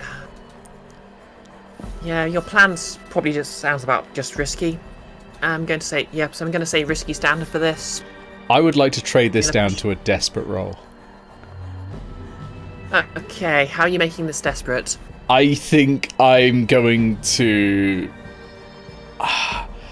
I guess burst in, so there is a risk that Vivi thinks I'm there to kill her instead of help her. Like in the middle of whatever fight or intimidation is going on at the time. And there's always a risk that Orlan will look at me and go, "Oh, you came on in the end. You've come to help me out," or something like that. And I'm like, Does that sound desperate? Yep. The fiat. Well, again, we're sort of like you're going for the theatrics, and that could go very wrong. Yeah. That sounds perfect. Okay. So Roll your dice. desperate, but would it be great effect if I'm going up from limited, wouldn't it? From standard to great, wouldn't it? Yeah. Yep, Is that right? absolutely. Yeah. Okay. I'll get this one day. Do I want to push myself? No, I don't think so. I'm gonna need that stress soon enough. Yeah. Ooh, 4. Yep, that's a 4, so that's a success. Oh yeah. Also, because it's a desperate action, mark down an extra point of XP. Oh, yep. I forgot about that. Yep. Okay. 60 XP. Okay, so that's a success with complications. Because it was a desperate roll, might be some pretty unpleasant complications, but we'll get to that in a second. Mm-hmm. So, you choose your moment, and obviously he's in there, and you hear him sort of raising his voice. You know, obviously he, sounds a bit. He's trying to sort of sound tough with his sort of nasally voice. And he's just trying to sort of intimidate Vivi, who of course is very likely a very highly trained assassin, despite her colourful dress, or could be something more than an assassin. And just as you hear him, "Tell me what I want to know," you pick your moment and you sort of, burst through the door. Leave her alone, brigand! Yep, just grab him by the scruff of the neck. Try and drag him to the stairs and just throw him out. Not throw him down the stairs, but just shove him out the room and close the door. Hey, you can't that! Doof. I'm so sorry you had to go through that. What is wrong with the crew here? It's like half of them are trying to kill the other half. It's strange. I do not like it. Yes, that is quite the case. Was that a friend of yours? No, I've never seen him in my life. Well, I think I passed him in corridor once. Yeah, she's not convinced because obviously word gets around and he literally shouted frick you in the mess hall, so for your consequence of that roll, I'm afraid there's going to be 2 notches. Yeah, that's fair. 1 notch left on J'accuse. Oh dear. That's it. Okay. It's just how the dice went. But because it's great effect, I'm going to say Vivi pulls off her mask, rolls her eyes, and obviously now you can see that she's Lady Clave, which of course Bark would have already known. This was unexpected. Are you okay? Wait, no. Wait. I'm not going to say are you okay at this point. I'm just going to stare at her. Yeah, I'm not concerned for her well-being, and she knows I'm not concerned for her well-being. Wait, you mean your friends didn't tell you? I would not say friends so much as business associates. And at this moment, you flash back and you remember the heckling that Burke gave you back in their carnival. And I immediately take 4 stress. I'm going to kill that musclehead. Okay, and I'm going to say this. We just flash back to the present, and Claire says, "Yes, that was quite a bit of theatrics there." I do not do theatrics. Well, you literally threw. I literally saw you firsthand throwing this young man down the stairs. Would you not have done the same thing? He was raising voice at you. I am your employee. I do your will. Do I not? And she just stares at you because, well, you both know what's up here. She's literally tried to kill you at least once. She knows you're here to kill her. With unswerving loyalty. Yes, your loyalty is clear. After a moment of glaring at you, she turns back to Bark and says, "So, what were you up to, miss?" I think during this time, because it has been a couple days since Bark has been in a fight, and the thing about Bark is fighting is how she relieves stress. So she is. It's your vice. She has a bit of pent up stress at this point, so she is looking for any sort of competition that she can win to try to help relieve this. Okay, so what are you going to do? Just look for someone to challenge to a fist fight? There is actually a sort of a gym where you could do some friendly boxing, or you could obviously just start a fight in the halls. Honestly, I don't think she's necessarily looking for a fight. Just as like a bit of clarity on Bark, due to some complexes left behind, because of her relationship with her mother, who is the dean of the local university. Basically, she has this need to prove herself constantly. Okay. So, like, she is looking for basically not necessarily a fight, but any sort of like competition that she could win into. Not only prove to others, but prove to herself that she is better than others. Okay. Competition. Okay, so, how would a game of chance people are playing in the mess hall sound? Honestly, at this point, she's desperate enough to where it's probably enough for her. She has to win. She has to win. Okay, so I'm gonna say you leave the mess hall and you see Spectre walking off towards the bridge. Well, you see Spectre wander around in several different directions. Then he finally heads off in the direction of the bridge. Obviously, you've been wandering around a bit aimlessly yourself, looking for something to do. Then you hear Then, as you're walking past the mess hall, you hear just some general laughing and guffawing. And you enter, and you see the four crewmates you were working with before. Well, you're helping. Well, three of them you're helping in the hold the previous day, and they're all sat around a table covered with a board. They've got various amounts of money, food, and other sorts of things, and they're basically rolling dice. And it looks like they're playing a very complicated game of chance. Would it be a game I'm familiar with? Does your character play games very often? Like, this is probably the kind of thing that people would play in a bar or gamble over.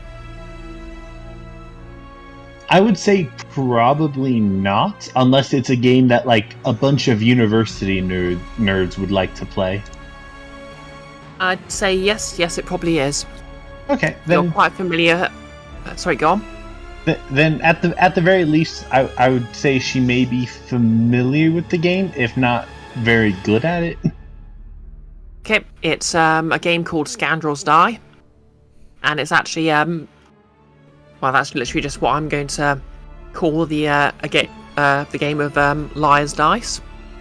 Don't know if you're out of the universe. Don't know if you're familiar with that. Oh, I'm desperately familiar with it. It's in vaguely familiar with the game. 200 games of Liar's Dice by now. Yeah, basically it's sort of like poker, but with you roll several dice instead of drawing from a deck of cards. Just to clarify, like the goal is to bet on how many of a certain number is on the board, correct? Yeah, basically. I'll be Well- honest, I'm not very familiar with the rules myself. I'm not actually going to be enforcing them. Okay. But, yep, do you want to approach them? Sure, I think I could join in this game. Okay. So they all, turn their heads, and one of them says, "Oh, hey there, lass. I have no idea what these accents are meant to be." Hey there, y'all got room for one more? I've been bored out of my mind on this ship. Oh, yeah, fair enough. Oh, pull up a seat. You got your own set of die. I'm sorry, can you repeat that one? I didn't hear it quite right. Sorry, you got your own set of dice. I do not know. Fine. We'll just throw in one of each of ours. Hey, keeps it fair. Okay, and what do you want to roll to play here? I'm going to say you're betting 1 coin with this roll, and this is just going to represent a few games of money going back and forth. Well, well, I would argue, given that the fact that I'm trying to figure out whether or not the other people are bluffing with their bets or not, I would argue study. Yep, I'd allow study. Obviously, it's a sort of a social game, so consort or sway might work. But yeah, you can study them and see if you can get a good enough read on them to. I feel like I'm trying to read them, and I feel like this is the only of the insight rolls that would apply here. So. Yep, I'll allow that. I'll allow study at risky standard. Awesome. Study, risky, standard. And... okay. Let's see how this goes. Damn it. Yep. There goes that Right. coin. Yeah. You don't play too good a game, do you? And yep, please remove 1 coin from your inventory. Yep.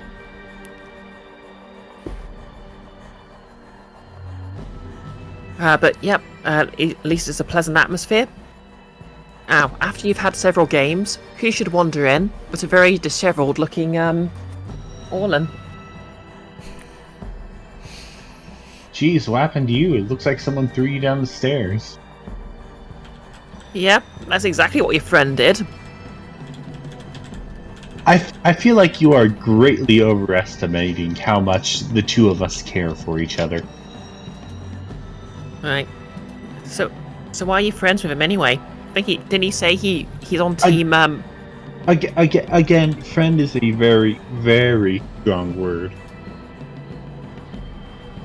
Okay, as we continue, you'll probably know by now that all 4 of these men you've been playing with are very much on team loyal.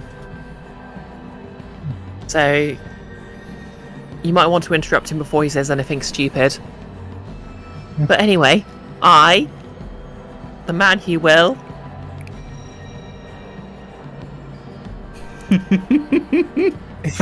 No, I'm going to let him. I'm going to let him. yeah, the man he will assassinate Lady Clave, and then he tries to look very cool and pound his fist on the sort of canteen. And like I glance over to one of the other people there, and I just kind of roll my eyes. They all they meet your gaze and do the same. Wow, one of them looks a bit annoyed. Two of them shrug. Like I really feel like I really last feel looks- like someone saying, "Oh, they're going to kill Lady Clave on this ship," is not like an unusual or worrying thing for the crew. Yeah. The last just sort of covers his mouth and he's clearly trying not to laugh. So, one of the two who rolled their eye, he's say, "Hey, and how are you going to be doing that then?"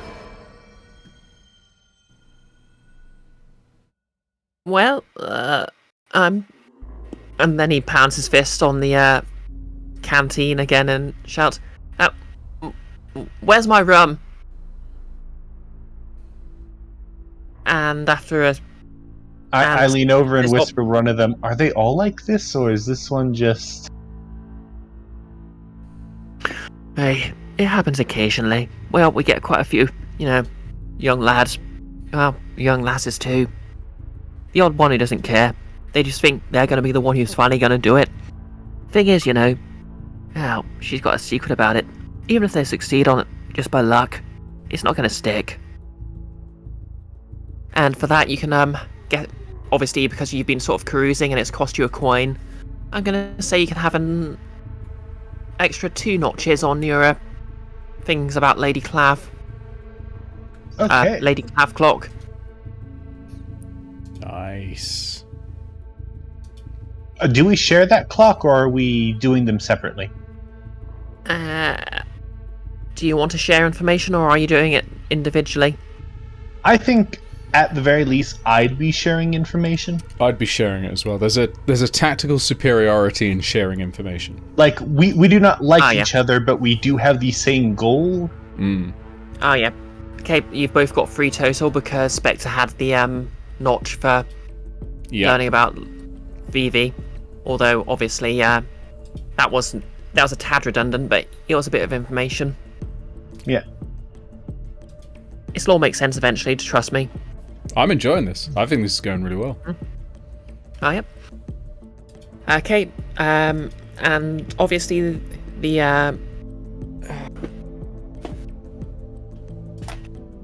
obviously there's a cook behind the in the kitchen behind the counter. They basically just ignore him. She basically just ignores him.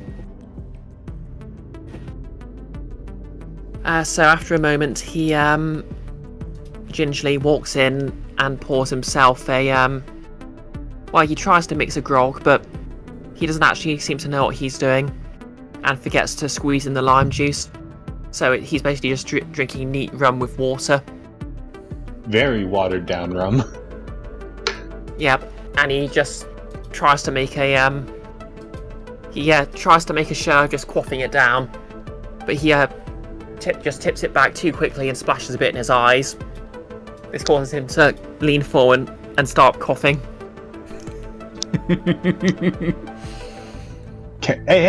Careful there. If you want to live to see tomorrow, you really gotta slow down with your drinking.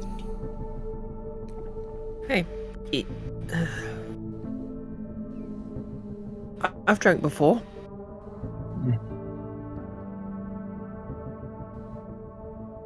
Yeah, I think at this point the loyal crewmates just sort of all share a hearty.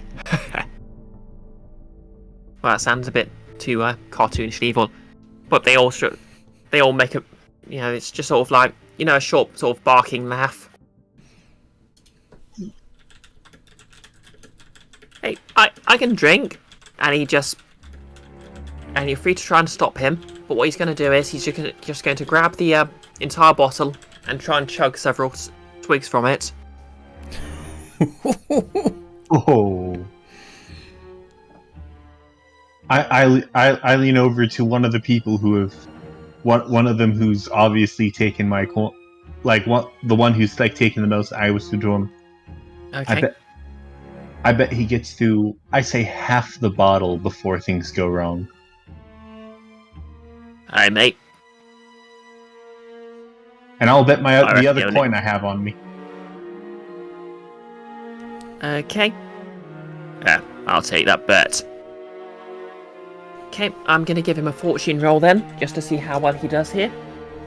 Now, obviously the thing you're looking for is how much of the bottle he can get through.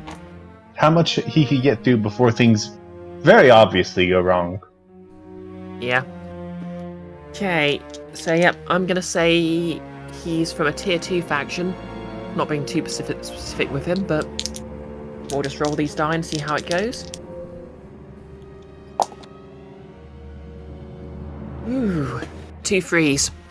Ooh. Yeah, I'm gonna say he doesn't even get through the first few sips. He basically he immediately starts coughing and stumbling. He spills a load of the bottle down his front. Son of a... And I put the rest of my coin purse in front of the guy. Wait, did you bet he would get through at least half before it happened, or Yes. less than? No. Okay. My bet was he would do at least half the bottle before something would go wrong. Okay. Yep, he didn't even make it. So there goes your last coin. I show the slightest bit of confidence in someone. Hey, I'm good. Yeah, and obviously he still managed to drink some of it, and he's clearly not used to drinking.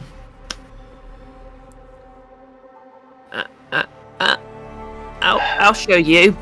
And then he storms straight out.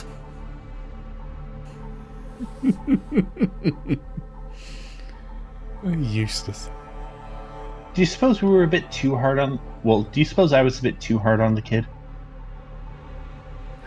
He'll learn. Like, and even if he doesn't, like... yeah. Like, I see it. It'll be at least a week before someone... Yeah. 4 days. 4 days, you mark my words. I mean, no later, but 4 days. Son will be dead by then. Shame.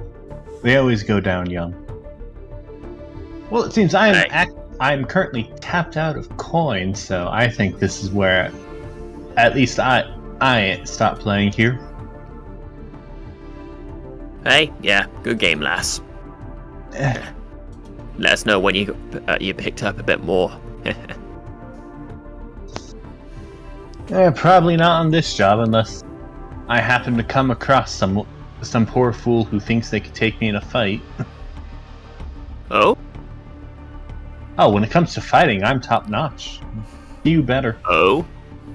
So how many of us do you think you could take on? That interesting question. How much you willing to put up for it? Right. Let's keep this simple.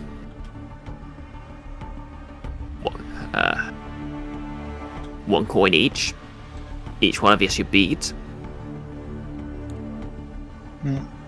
I mean, that does sound good, but remember, you have just taken the last of my coin. So what would I be giving you in return? Assuming I lose.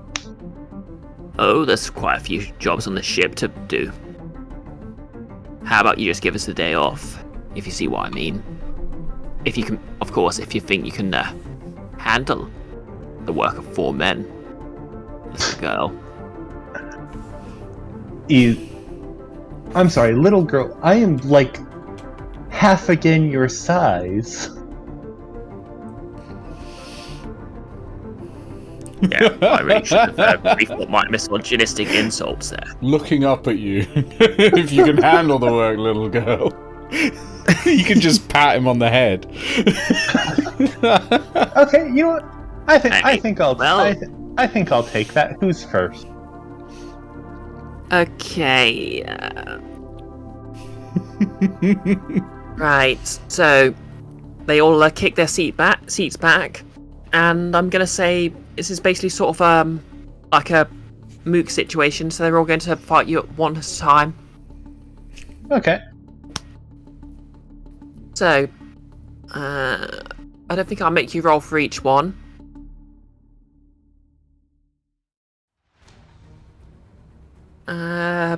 So what do you want to roll for this fight then? Oh, definitely skirmish. Makes sense. Excellent. You gonna push yourself or take a devil's bargain? What would the devil's bargain be? Devil's bargain. I'm gonna say they're going to be a bit. If they lose, they're going to be a bit grumpy, and they're probably going to exaggerate how harsh you were on poor little Orlan, and that's obviously not going to be great when the the question of who might have murdered him comes up. Nah, I don't think that's worth it. My clock's already half full, so. Okay. Okay, go right ahead then. Risky, standard, no bonus dice. Let's do this.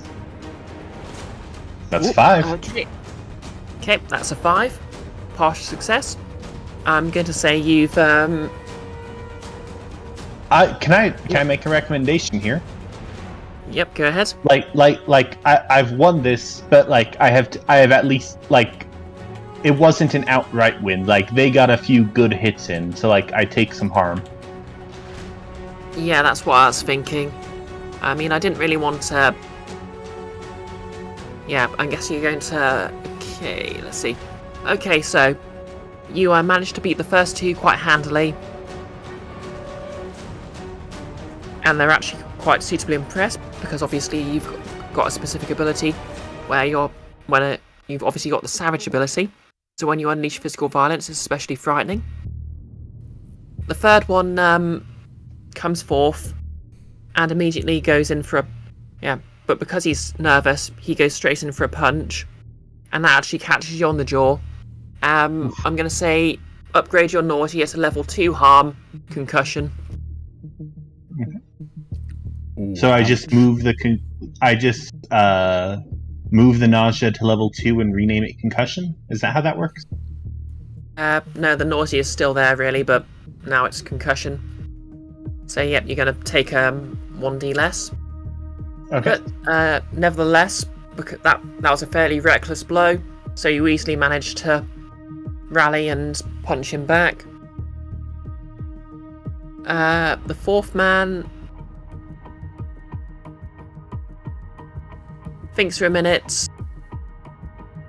and decides to cut his losses, holds his hand up, and just straight up surrenders.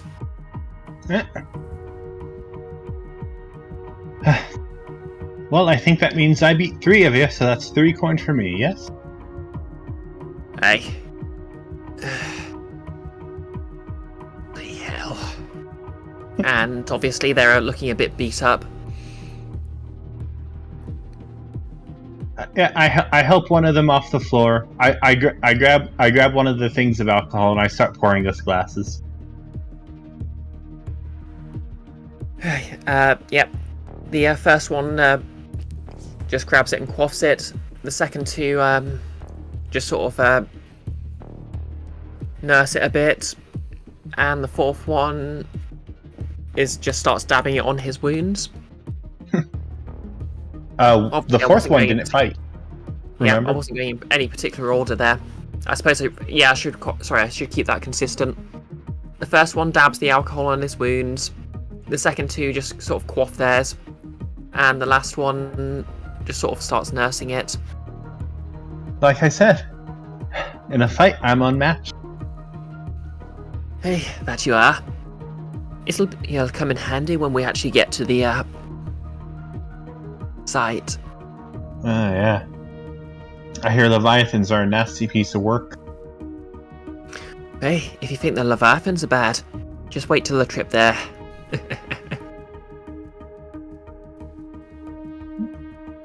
Yeah, I think that'll be about what I've done during that time. Okay, so we flash back to the present, and Lady Clave says, "So then, you both met him at least one other time. Care to explain why you didn't mention this before?" I mean, I ran into him and heckled him a bit in the bar. I assume your first mate would have told you. I'm staring her straight in the eyes there. But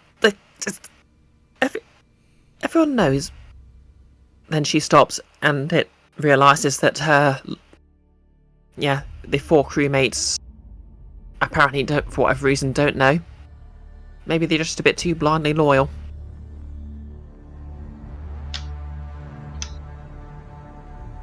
And yeah, she just glares at you. Stare straight back. So, You know So what? we've been talking about our alibis here this whole time. What about the rest of the crew members here?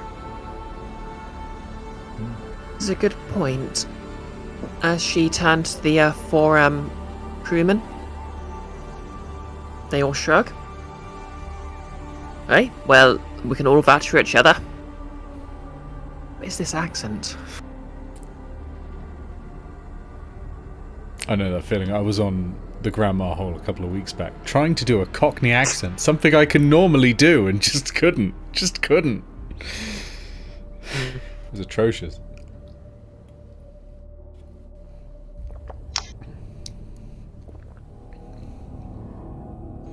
Well, since I don't think I've ever seen any of you apart, how much does that mean? Aye. Well, it gives us two options with them. Either their alibis are ironclad, which, I mean, it's very likely, or they work together to kill him. But I don't think it would have been this. It would have been this messy if they had 4 people working on it. Interesting. You'd want to throw suspicion off them, considering your friend seems like the chief suspect so far. Again, people are severely overestimating our relationship. We are not married. I do not want people to think that we are in relationship. We simply bump into each other at time, and we work together okay a little bit, but And not really. I do not have feelings for this one. Wrong definition of relationship there. Oh, I'm sorry. Either way, what about you, Lady Clave? I mean, this one has been basically shouting across the ship that he's here to kill you. Well then, what do you want to roll here then to put her on the spot? Roll j'accuse.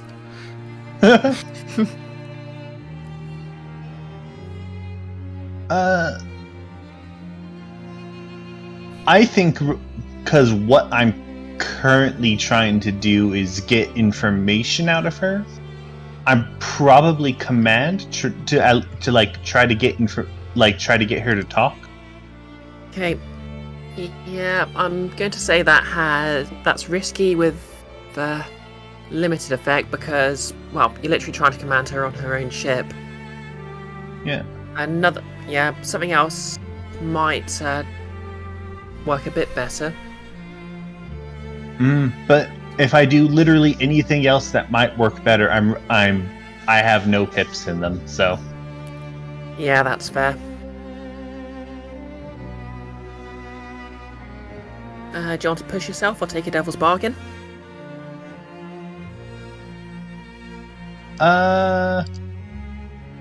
You can also trade position for effect, obviously, or vice versa. I think here I'll push myself. Okay, that'll be 2 stress, and you can roll with an extra die. Yeah, come on, give me something. A 5. Right. Nice. She looks quite taken aback at your well, you're literally commanding her on her own ship. Well, and you know what? Add an extra notch on a Lady Clave ? Nice. Because you don't actually know what you'll learn from this, but you do certainly see a bit more of her.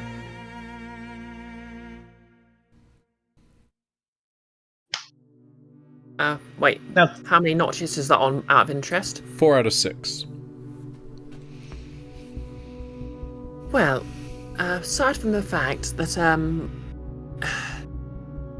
Spectre, my loyal crewman, who will of course vouch for me, saw me on the bridge earlier, making us one another's alibis.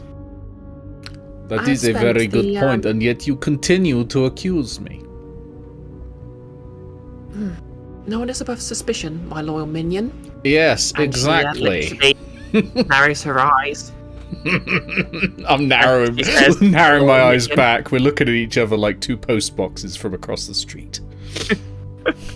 Yeah, it's like literally the camera zooming in on your faces and tilting. Like, Yes.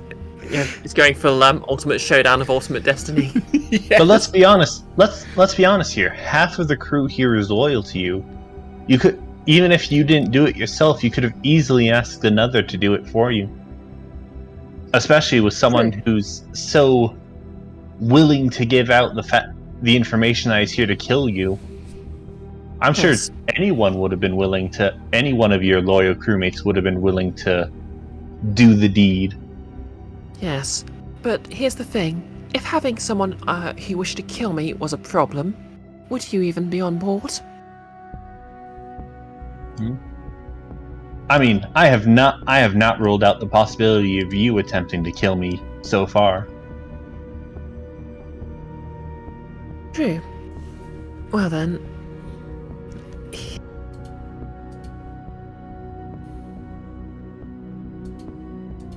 Very well, moving on. Which of you two found the corpse? I believe that would be my good friend Spectre here.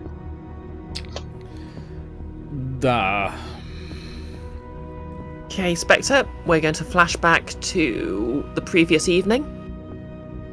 But hours before the corpse was found, still warm. What do you see?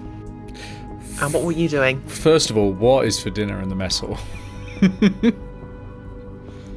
Okay, so the mess hall is actually serving because it's a sort of the first day out and supplies are quite abundant. They haven't had to fish in the actual ocean for anything extra, so it's all delicious warm eel pies. Eel pie, my favorite. I was walking with a plate full of eel pie through corridor. I don't like to sit in mess. It is too loud and rowdy. I prefer silence so I can sit and enjoy the creaking of vessel under me. I'm sorry, it's too loud and rowdy. Flash cut to Bark and the other crewmates who she's made friends with, just like drunkenly laughing, Getting in an arm wrestling telling competition Yeah. Yeah. I think we know what Bark's going to be doing. But anyway, so do you just find a spot to sit down and eat, or do you just sort of eat on the hoof? Yeah, probably I'm walking and finding like a quiet nook just to sit in the shadows and eat. Okay, I'm going to say as you're sat in the shadows, you're probably just sort of to the side. Is that right? Yeah, that sounds good. Yeah. You're not sat actually in the corridor itself? No, just like tucked away in a nook somewhere or something like that. Okay, obviously, well, who should you see walk by but Orlan? Now, he's actually, still a bit beat up from when you threw him down the stairs, and obviously you don't know how. Well, obviously you do now, but he's just become quite drunk since you last saw him. And he's just sort of muttering, and he's got his knife out and he's just flicking it around. And it looks kind of silly because it's not actually properly extended and it's just sort of flopping back and forth. Very amateurish. But he probably thinks he looks quite cool, or would if anyone was watching. And he's just muttering. Okay, I'll show them. I'll tut and go back to my eel pie. Okay, you're just going to ignore him then. Let the fool make a fool of himself. I have pie to eat. How long is this before he was found? No, he's walking around dead. No, I'm asking like in the time frame. How long is this before he's been found dead? Yeah, this is like maybe, well, we'll call it 3 hours. Well,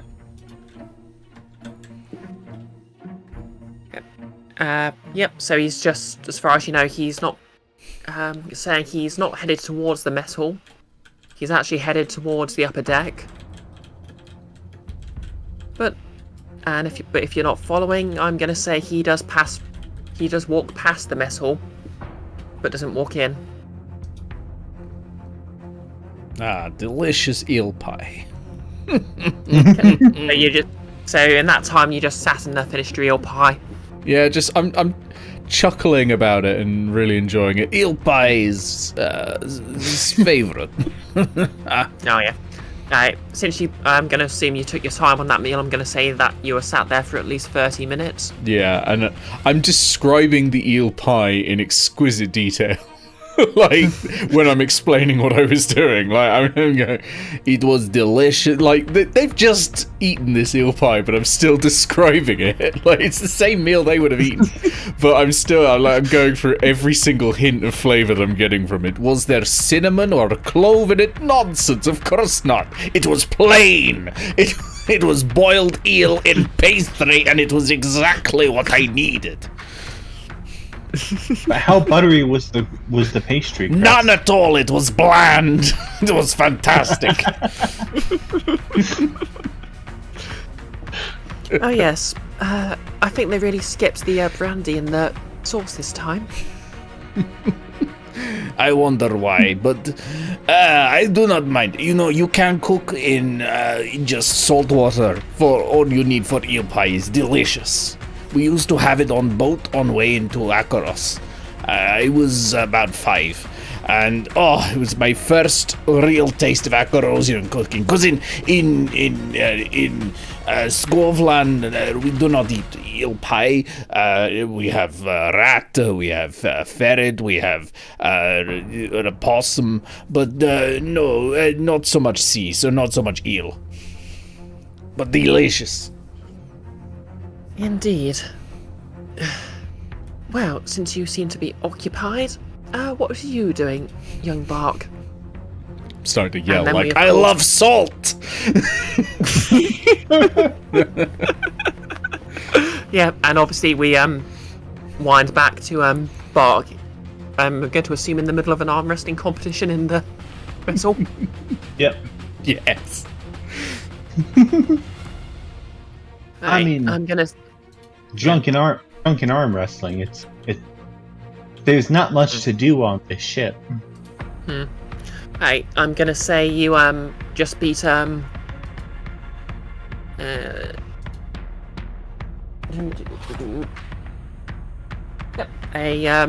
young lady who's actually also in the, well, obviously most of the crew's in the room with you, but well, not the entire crew. That would be a fairly large room, but yep, there's also a young lady you've just beaten who's also in the room being interrogated. And okay, 2 young ladies, the other of which was just observing. The short crewmates you were gambling with earlier are cheering you both on. And they just don't really particularly care who wins. They're just enjoying the spectacle and waiting their turn. And you're just going to continue to, and well, just as you slam another arm into the table, pump the air, you looked you in the corner of your eye, walking past the door. Who is there but a drunken Orlan, swinging his knife around at nothing and muttering. I swear that he's drunk. He has the nut. I'm going to step out a bit, guys. I didn't need to stop an accident from happening before it happens. And I'm going to follow Orland out, because I feel like Orland's about to do something stupid. Okay, so you are following him quietly, or you just following him out?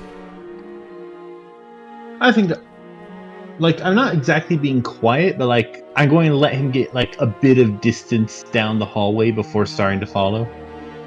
Okay, I'm not going to make you roll for that then, because, I mean, he's drunk, he's not really paying much attention to his surroundings. Okay, so you're following him for a bit, and he emerges on the top deck.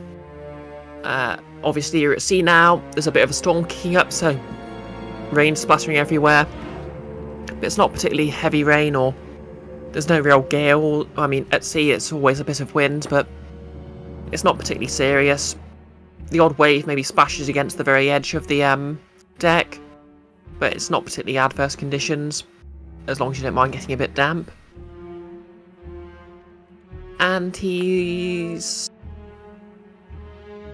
just left the mess hall, so and he's just walking across the length of the entire deck towards the stairs into the lower decks, because obviously we established the mess hall is right next to the in the area, well, the sort of covered area that leads to the bridge. Would Lady Clave be in the direction of the lower deck? Like, would she be dead? You'd know that. Would you know either way? Like, I'd feel like I'd at least have like a general idea of where her room is. Yep. Say Lady Clave basically has her own suite within the crew quarters, but obviously it's in the opposite direction to. So, like, as you walk down, there's a corridor going to the general crew quarters, and then if you turn in the opposite direction, you get to more sort of the officers' quarters, where Lady Clave's are. And just for like clarification, back in the present, is where he's going right now roughly in the direction where his body was found? Right, so you're actually in one of the. Basically, you're in the sort of crew area, and it's sort of like a studio apartment, in that there's a sort of a common area, and then everyone's rooms split off in the individual crew's rooms split into that, and he's just basically been found dead in the common area. Gotcha.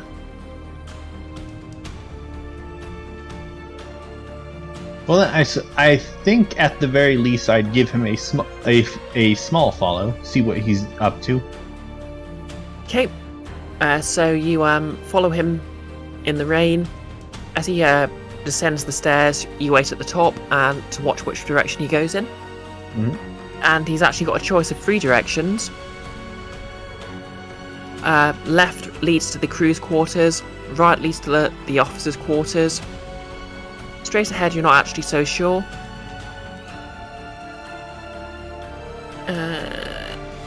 I think at this point, because you're inside the ship and the rain's off, it might be a bit hard to follow quietly. What would you like to roll to follow him?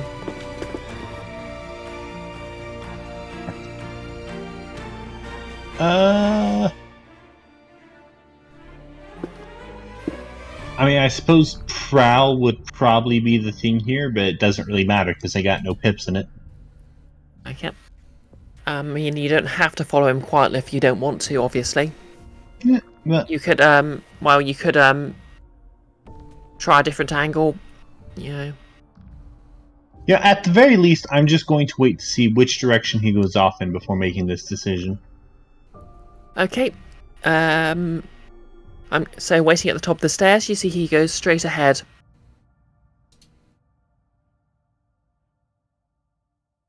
You're not entirely certain he knows which direction he's even going in, of course.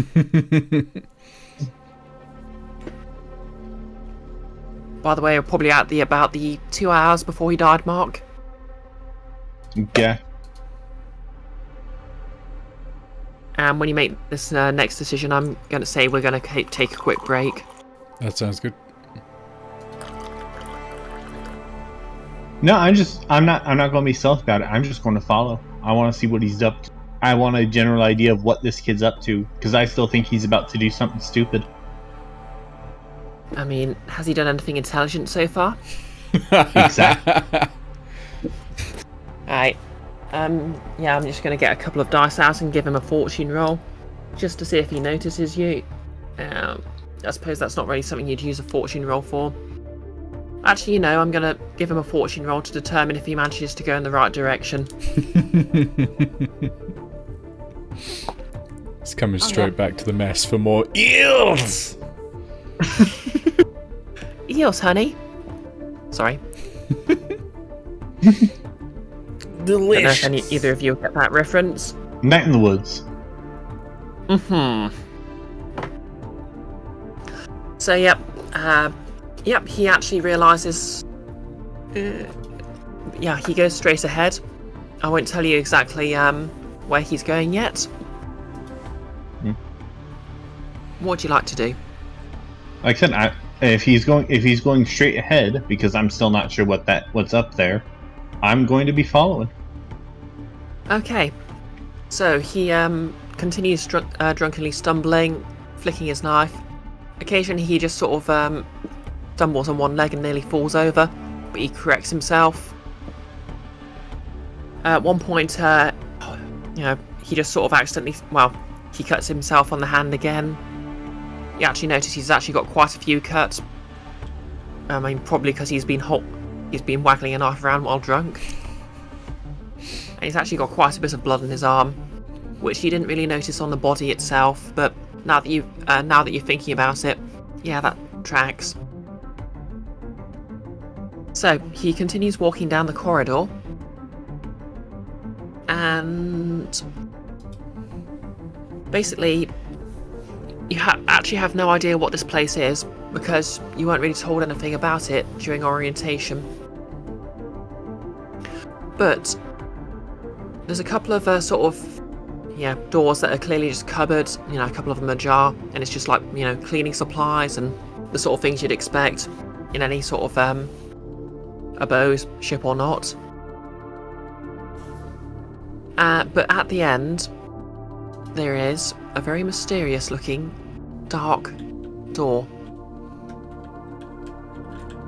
It looks like a bulkhead door, but you don't know too much about ships, but this doesn't seem like a necessary place to have one. It's not like there's anywhere. I mean, if the water floods in here, you've already got far worse problems. And it's got a large, obviously, you know how bulkhead doors have that large wheel lock on it. Yeah. And the wheel lock itself has a series of sigils on it.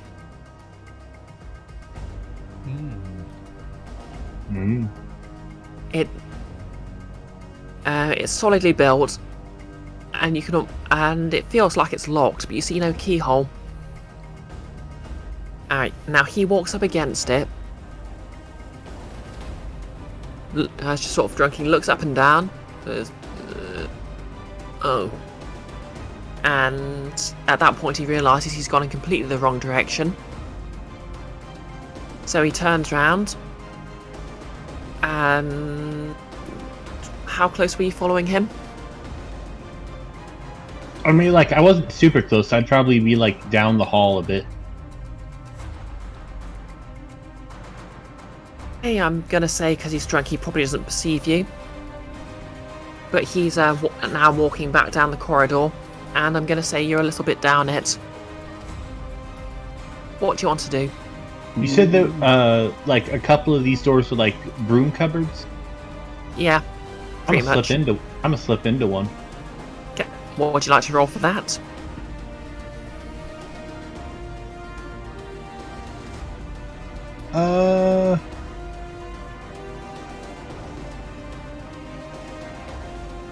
I mean, I think finesse would probably be the best here. Yep, I'll take that. You're just trying to sort of finesse your way, just sort of open the door and slip in without creating too much of a visual disturbance, so he doesn't really notice. Yeah. He's drunk. Obviously, he can see he's looking straight down at you, but he's drunk and doesn't really know, and a bit disorientated. So I'm going to say that sort of balances out to risky. Standard effects. Do you want to push yourself or take a devil's bargain? Nah. Okay, roll away then. Double ones, wow. Oh, that is awful. Alright, I'm gonna say you try to carefully open the door, but something large and heavy falls out. Maybe like a bucket of water or a broom or something. Yeah. a broom handle is caught in a bucket of water. It doesn't spill on you, but it does sort of, it just pushes the door right open, splashes all over the corridor, and obviously the door just slams into the side, and you're just sort of stood there with your arm where the door, the door was as you were pushing it open. Mm. And he just looks at you and says, what are you doing? I mean, it's obvious I'm here to get a mop. What are you doing down here? Well, what I said, I'm going to be the man who assassinates Lady Clave. No. What are you doing here right now? Assassinating Lady Clave? I think I'm in the wrong place. Okay, yeah. Okay. How drunk are you? How much have you had to drink? Well, after I spilled that bottle, I thought I might as well finish the rest of it, so, Okay. much- See, kid, I don't want to see you get hurt. The last thing I want is to wake up one of these days with a knife in your chest or whatever. So this is what we're going to do. I pick up one of the buckets. I hand it to him. You're going to take this. You're going to go down this hall, make a right there, and head to your room. The bucket is for when you inevitably heave the contents of your stomach back out. Go to your room and get some sleep.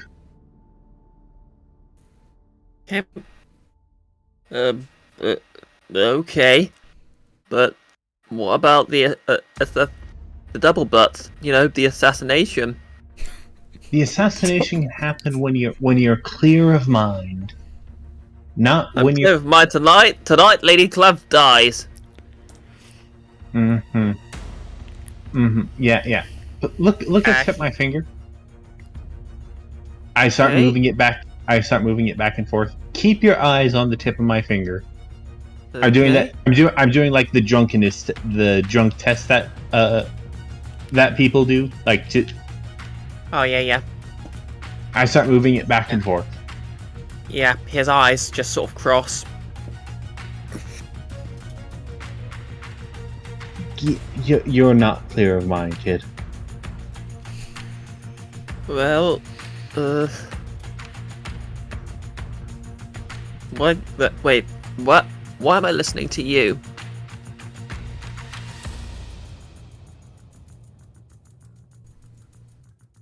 I don't know. Why are you? You tell me. Because you're drunk and you don't know what's best. You're a kid who came here way over his head. And honestly, is this really what your parents would have wanted? But don't you tell me what my parents would have. But No, I'm asking you to tell me, is this what they would have wanted? I don't know.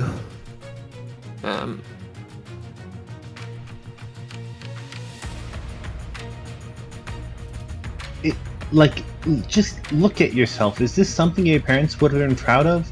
Wandering around drunk off your ass? Trying to kill someone? I guess not. Look, I know. Losing people close to you, it's hard. I understand it. I understand that a lot. But Yeah. this is a bad path you're down. It's self-destructive at best. Look, the best thing you could do for yourself right now is sleep off whatever you have right now. Get a clear mind, and then tomorrow morning or whatever, just think this through a bit more.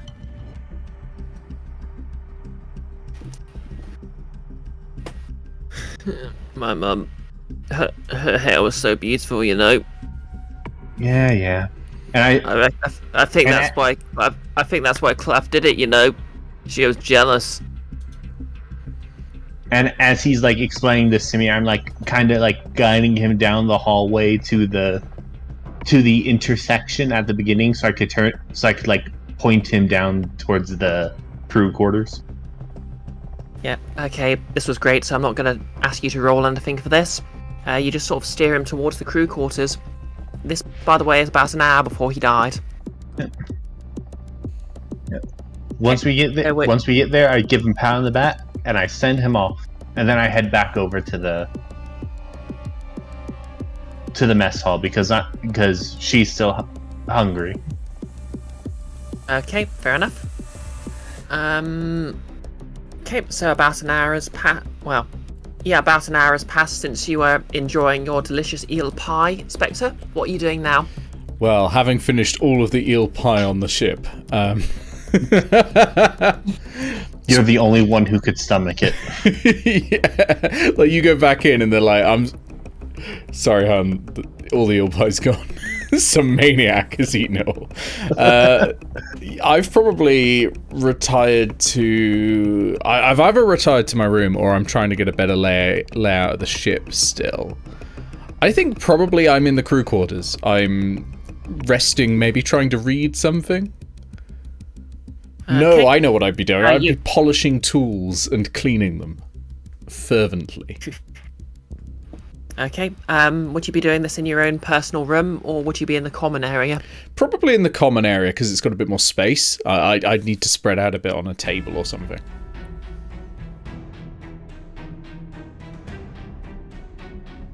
Okay, so he wanders in, and he's carrying a mop for some reason. I handed him the bucket, not the mop.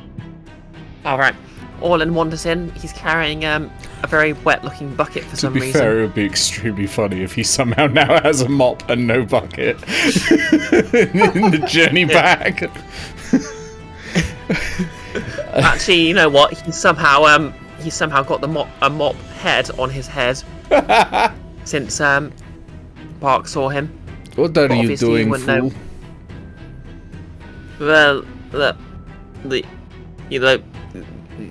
your friend, the scary lady, she gave me this bucket, and I think I needed the mop for some reason, but the handle's gone. So you have made yourself the mop.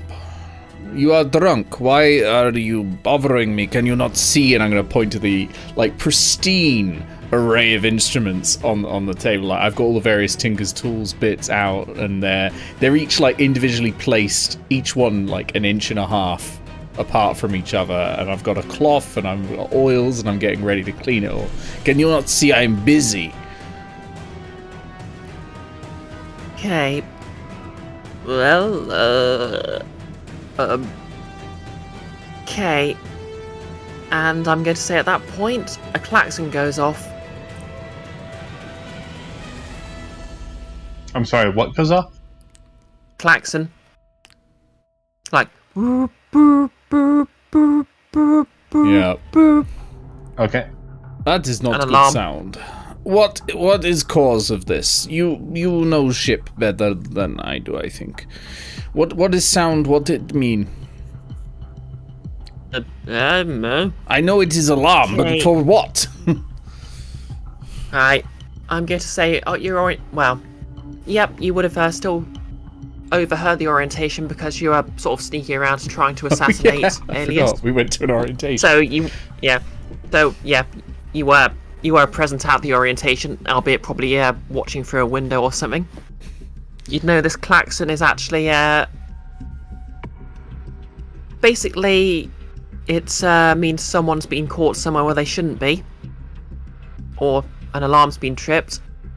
And the thing to do at that point is everyone needs to gather in the mess hall, oddly enough. Come, we had better go to mess hall. I swear, if even one of these tools is out of place when I come back, I am going to crush your neck. Come, you with me. Let us not dally. And I'm gonna put his arm over my shoulder and like, lean against, I will guide. You aren't the boss of me. You can walk on your own if you want, but I'm certain you will go into a wrong room. Come on, come on. Okay, what are you going to do here? Are you guarding him to his room, or are you guarding him off to the mess hall? We're going to the mess hall, I think. I don't trust him to be on his own. In his state, I think I'd take him to the mess hall. Okay, he basically drops the he just drops the bucket as you leave, throws the mop off his head and on the ground. What is smell? What was in bucket? Your friend, she said to use it if I didn't feel well, and this is crew common area you have ruined now. Come on, let us go before the smell catches up. Maybe we can drown it in eel pie. Did the contents of the bucket make it on his tools? No. I'm going to say, you know what? This calls for a fortune roll. Yeah, that's fair.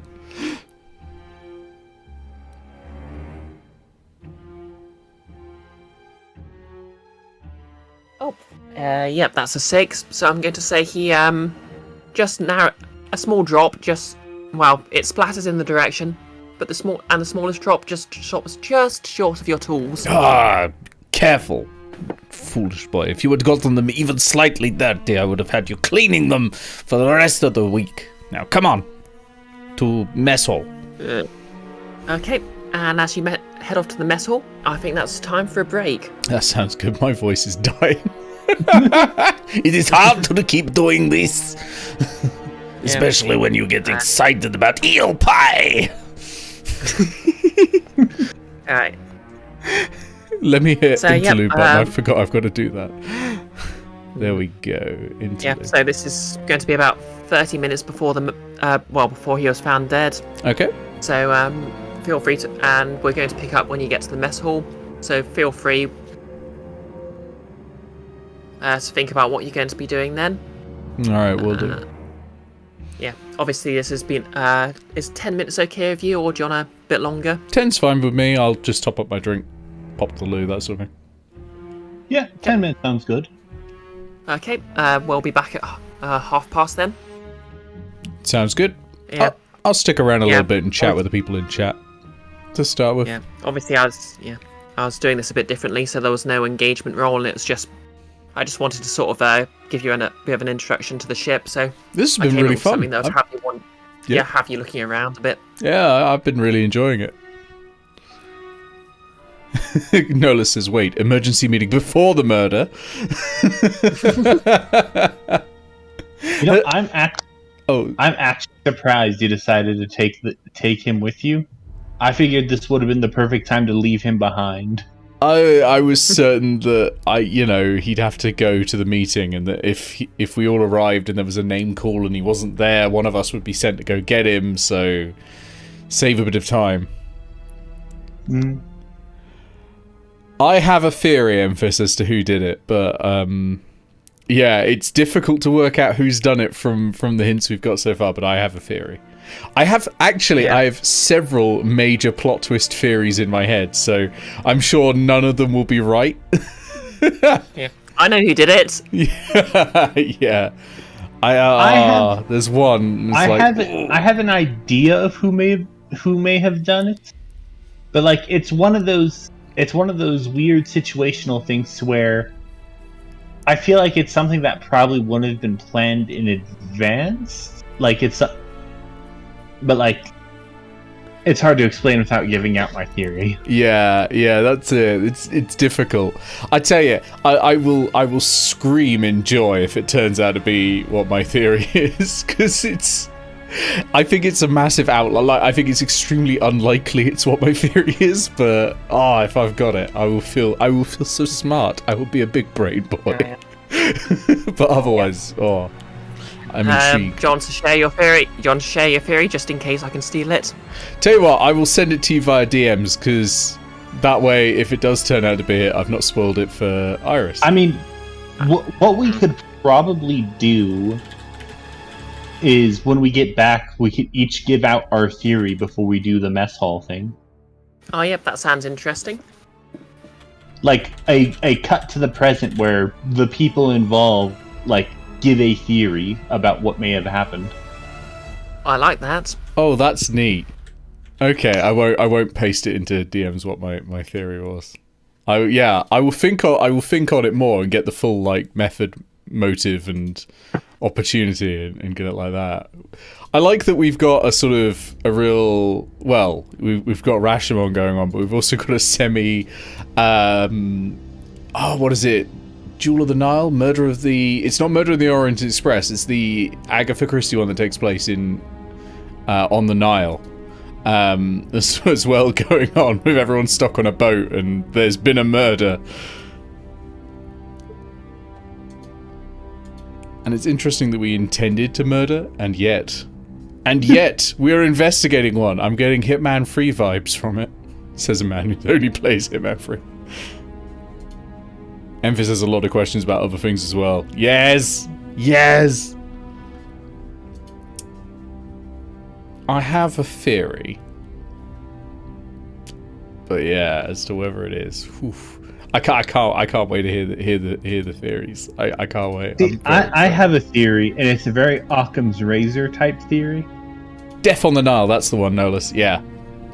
Where like the simplest solution is probably the correct one. It could be.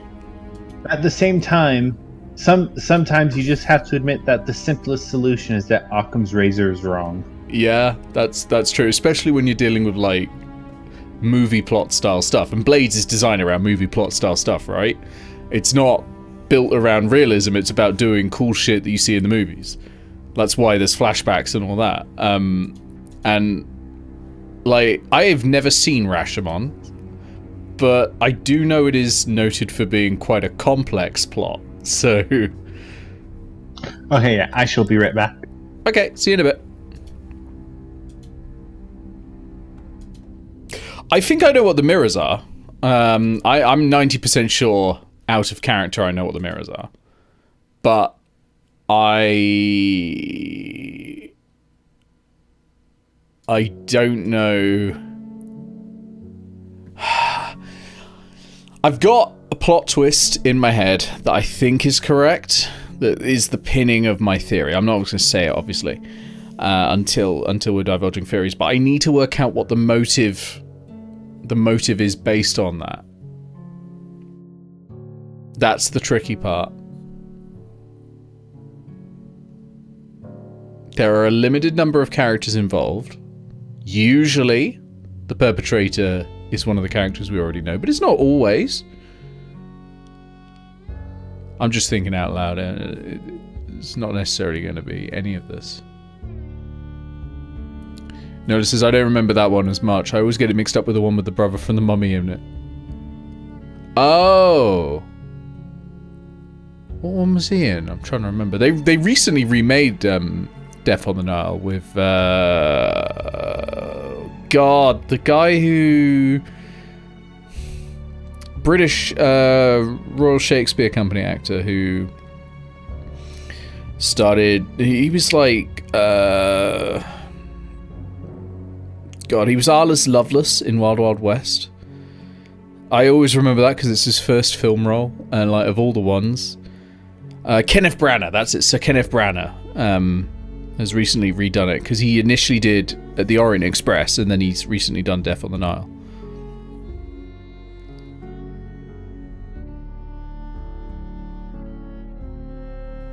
You have a printout of the story. Actually, Rashomon is a collection of short stories. Oh, okay, I didn't know that. The most famous one with the unrealistic narrators being titled In a Grove. Is that the one the film's based on? Because I think this is likely to be closest based on a film, because most of Blades is about emulating movies. Specifically like heist movies, typically, but, you know, movies in general.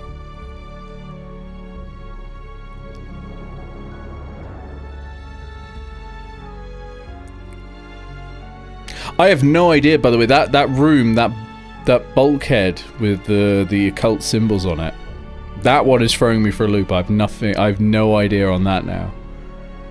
Yeah, I don't worry too much about that. It's more of obviously this ship you're going to be on here for a few sessions, and there's going to be some mysteries to unlock. Oh, that's fair. I was just thinking, if it was related to the mirrors, but maybe not, because it's the two places we've seen occult symbols. But I have my own personal theory on the mirrors. I'm 90% sure I know what they are, but Spectre doesn't at all. Yeah, someone like Agatha would probably just be able to tell without rolling. Yeah. But they're not particularly complicated. They're an arcane device, but they're not particularly complicated. That's why I wanted to write down the runes so I could show Agatha later and get info from her. But alright, I will quickly go and pop to the loo.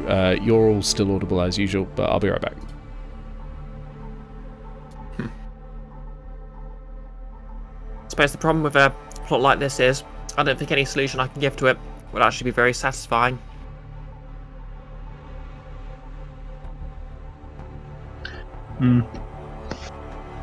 I do feel like if we're going to be doing a murder plot and we aren't the people who did the murder, then we do need at least a bit of time to focus on the other suspects.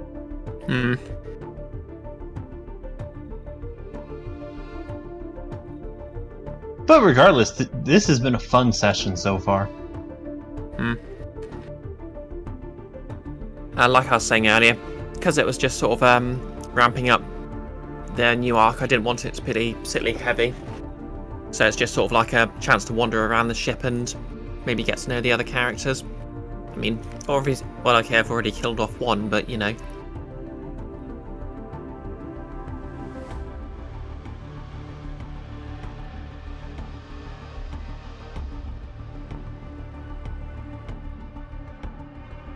What does chat think? Obviously, the murderer is Alias. Alias never actually died.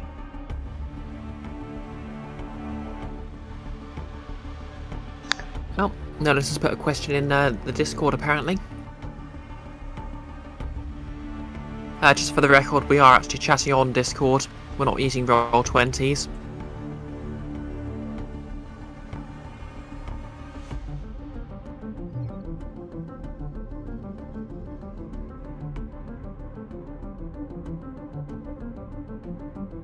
Oh yeah, you know what, no, let's go for it.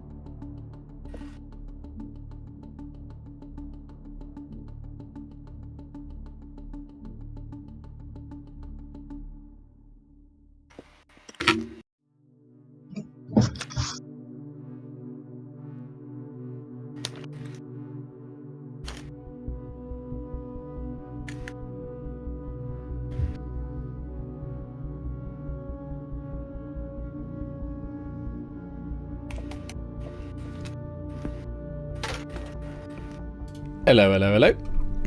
Hello, hello, hello. Hi. Yep, no, that's a suggestion.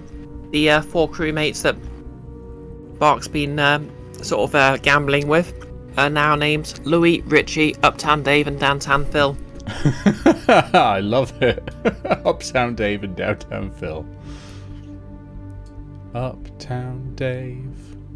He's been trying Palin to with his Downtown Phil. I was going to say try to protect Lady Clave.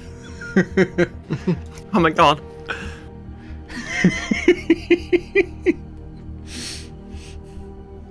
She just needs a short, strong guy to make sure the assassins all die. Yes. I think we really need to be careful. Well, specifically, I think you need to be careful, because if you're not, Uptown Dave's going to give it to you. God damn it. That's fantastic. Oh. Well, I am now ready to go whenever everyone else is. You ready, Iris? Yep, I'm ready. All right, I will Alrighty. put us back on the main screen. Okay. So, we cut back to the present, and Lady Clave, who of course hasn't moved from her position since this whole thing started, once again folds her arms and says, so that's obviously we all heard the klaxon when it went off. That would explain why this mop and bucket are here right in front of the floor. So then, you immediately went to the mess hall? But of course. Da. So, well, as you know, Vivi met everyone in the mess hall, and she, of course, demanded to know. And then, of course, the camera sort of frames Lady Clave's face, and it just cuts to... Well, it cuts to Vivi, obviously, but that's literally just Lady Clave wearing her mask, so...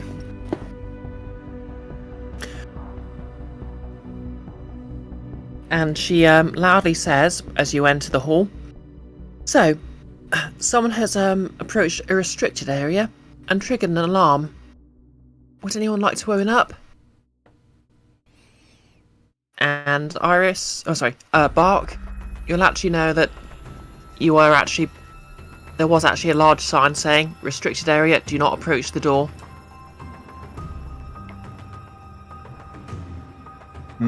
Which of course, Orlin did.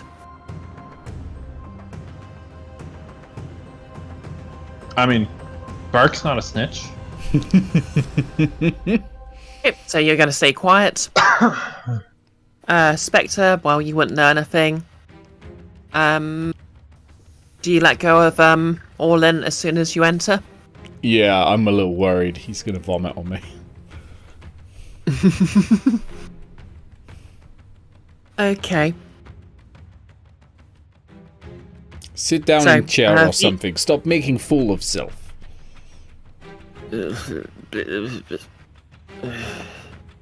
And you just sort of let him go, and he just sort of slouches in a chair. And I'm just going to make a fortune roll. What for if he misses the chair?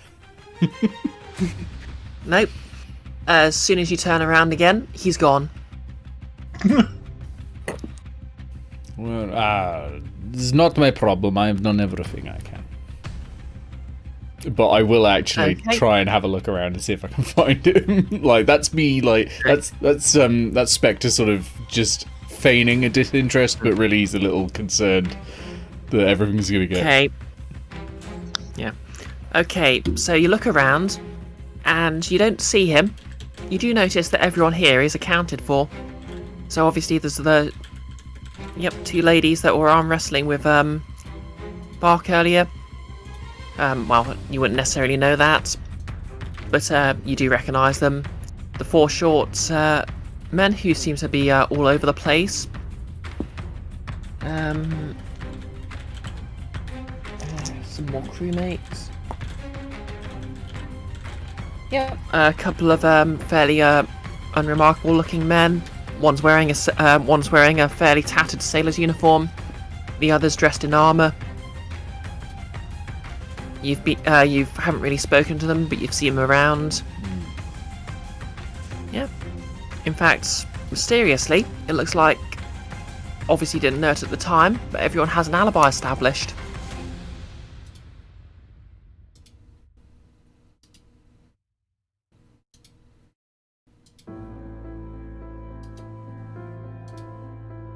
So, Vivi basically gives a long lecture reminding everyone that the out of bounds areas are out of bounds for a reason, and you wouldn't want to encounter the unfortunate byproducts of Leviathan blood processing, now would you? What byproduct are we talking about? Those who know, know. But I do not. Then you don't know, do you? I do not pay attention too much to these lectures. They are very boring. They go on for a long time. Yes. Unfortunately, it's above your pay grade. Oh, well, pay me more. It's simple.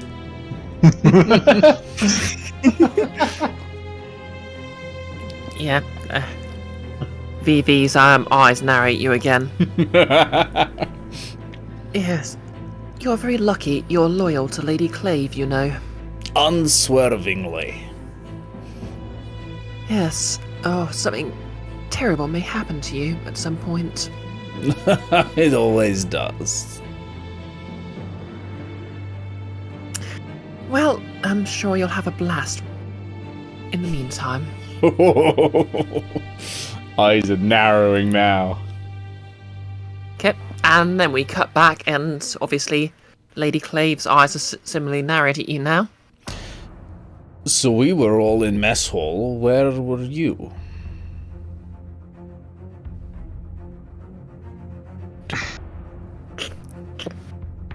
She actually, I think with this you've actually made her look angry for the first time you've actually seen her. And so what's just to check, what's the clock on again for Lady Clave? 4 out of 6. Yeah, I'm gonna say actually managing to get her angry works. That's another 2 notches. Yay! So, for a hint on the overarching plan to assassinate Lady Clave, you notice something quite intriguing, or rather, Bark does. So Bark, you casting your mind back a couple of weeks, well, maybe like a little over a week ago. You are a bit groggy from your encounter in the haunted house. You know, being kidnapped by and partially drained of blood by a demon will do that. But you remember, when Lady Clave revealed herself as Vivi for the first time, she was very clearly a natural blonde. She's actually got, but now as you see her, she's actually got dark roots. As if she's been bleaching her hair. Oh, okay. So yep, jot down that clue. Okay, that could be helpful if we can get some poison in her bleach. Wait, bleach is poison. What? Maybe we can get a different poison in the bleach. Yeah, well, you know, have to be careful about bleach. It can work, but it gets very dull after the Soul Society arc. But I like dull. Delicious saltwater eels. Yeah. Sorry, I had to slip in an anime reference. Banned. My Discord Abby's a cat girl. Banned from my Discord now. Right. So, apparently everyone was all accounted for. All except one. I mean, Does anyone know? Sorry, go on, Iris. I mean, everybody had entered the mess hall after the alarm, including our dead friend here, our dead acquaintance here. And unless someone's seen him after that, I think that's the last time anyone saw him. Everyone here has a fairly strong alibi. Perhaps the simplest answer is the best one. The kid was drunk, he liked playing with his knives. Perhaps he just fell on it. That could be. He was quite clumsy. Just out of character, can I get a brief description of Orlan? Like, I know he's tall, but that's pretty much all I've got. Like, what's his eye color and hair color and that sort of thing? Yep. He's fairly, typical.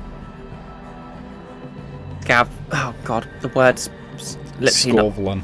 on my Which tongue. I looked it up, and Yeah, Scotland's actually meant to be Scottish, but I'm sticking with Russian. Yeah. Well, to be fair, it's more like a cross between sort of Scottish, Irish, maybe Slav. It's just sort of a general mix of that. I mean, the cultures don't sort of fit one-to-one with modern Earth. No, that's true. Because obviously the sort of main continent's sort of amalgam of the Roman Empire and America and all sorts.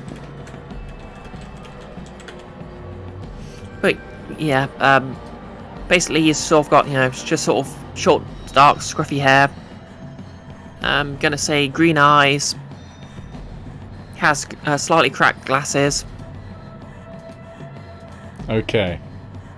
Okay, cool. My theory is intensifying. Thank you for that information. Yep. Slight, and if anyone gets the Easter egg there, the answer is yes. Anyway. But yeah, that by the way was my theory, that he was drunk and he fell on his knife. But at the same time, him being drunk was like kind of a direct consequence of us interacting with him. So I'm not sure how true that could be. Well, I'm gonna say I wrote down what the who the killer was and the cause of death before the session started. Ooh. But I didn't actually sort of plan how we'd get there, so everything's on the table. Very, very well then. So, Spectre, Da? do you have any theories?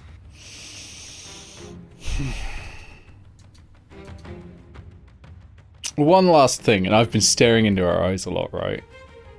What colour are Right. Lady Clave's eyes? I'm gonna say Lady Clave's eyes, you can see them now, are green with a slight hint of brown. Fucking knew it! Alright. Is this man your son? No. Well, there goes my theory. I would like to... No, hang on. I would like to study her face for any signs of flustered, like, lying. Okay, what do you want to roll for this? I'll go with study, which I have no pips in. Well, I'm gonna say whatever you roll, you can do it from a control position because you've already wrong-footed her. Okay.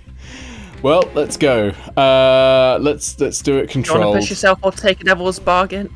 Okay, carry on then. no, yeah. What devil's bargain do you have? Because then I'll at least have one pip. Devil's bargain.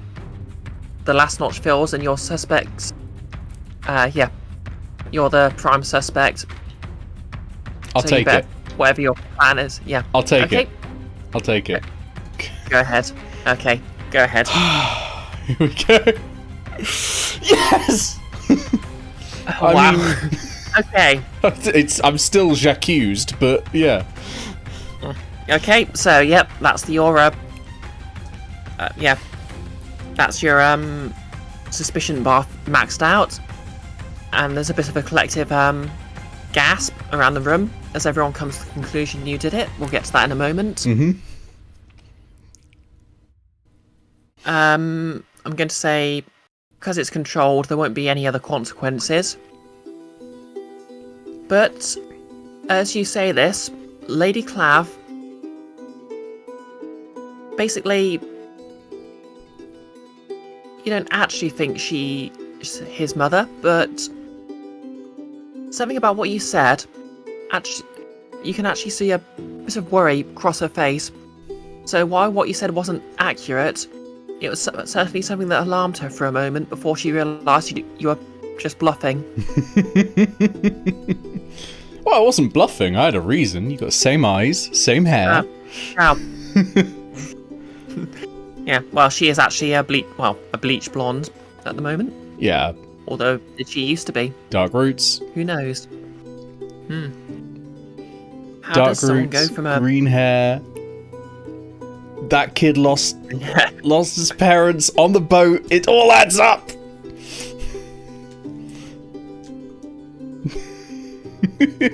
No, Bark is going to take another look at the body real quick. Specifically at the cut up hand, the one that's been that like had been cut up because he was playing with the knife. Okay, so what are you looking for in his hand? Oh, I'm looking for nothing. First of all, I have completely figured this out, but I don't want others to know what I believe is the truth. Okay, as you're doing this, I'm going to be sorry, continue. No, say what. It's okay. What are you doing? Specifically, I'm taking a look at the hand. I'm looking at a couple of the fresher wounds. I'm not hiding that I'm doing this either. I'm just going to look up and say, I really think he was just drunk. He may have cut himself, surprised himself, and fell. Look, the kid was far from competent, but like, I doubt he made an enemy on here willing enough to kill him. At least not this early in the cruise. Right. I think it may have just been an accident. Wait, well, I've got a different theory, mate. Why are they Australian now? Sorry. Hey, well, I got a different theory. And what Maybe would that no be? one maybe no one disliked him enough to kill him, but maybe they gave him a shove. Isn't that right, my friend? And basically, as you turn, you realise everyone has started crowding around Spectre.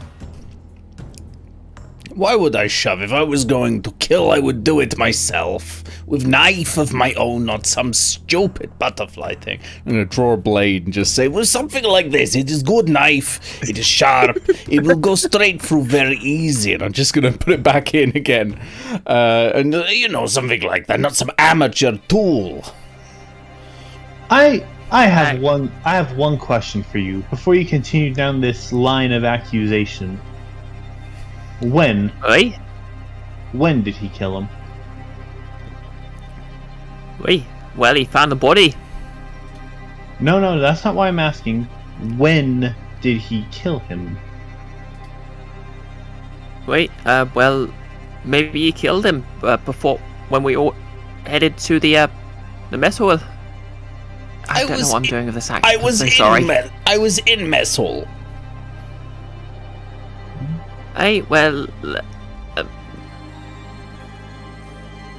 Entering the mess hall, they took attendance to make sure everyone is there. The kid had to have entered there alive at least then, and he was found shortly after everyone left.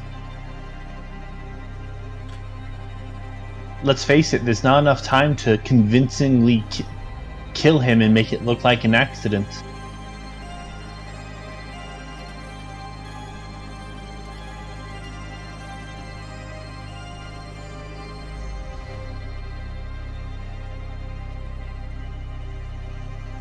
I think the simplest solution is the best one.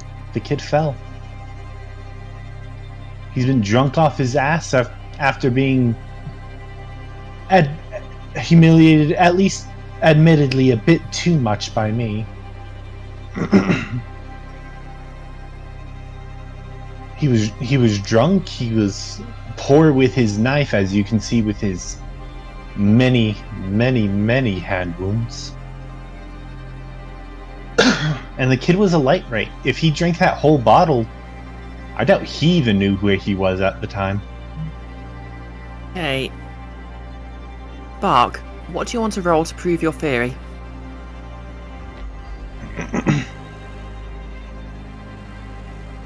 I think I'm going to try to push for this one study, basically, I'm going over and I'm showing all of the various bits of evidence: his cut up hand, his drunkenness.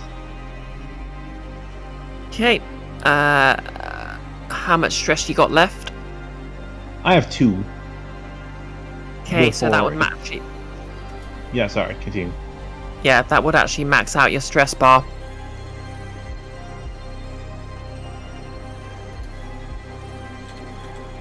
Oh wait, no, it's when you exceed your stress bar, isn't it? Yep.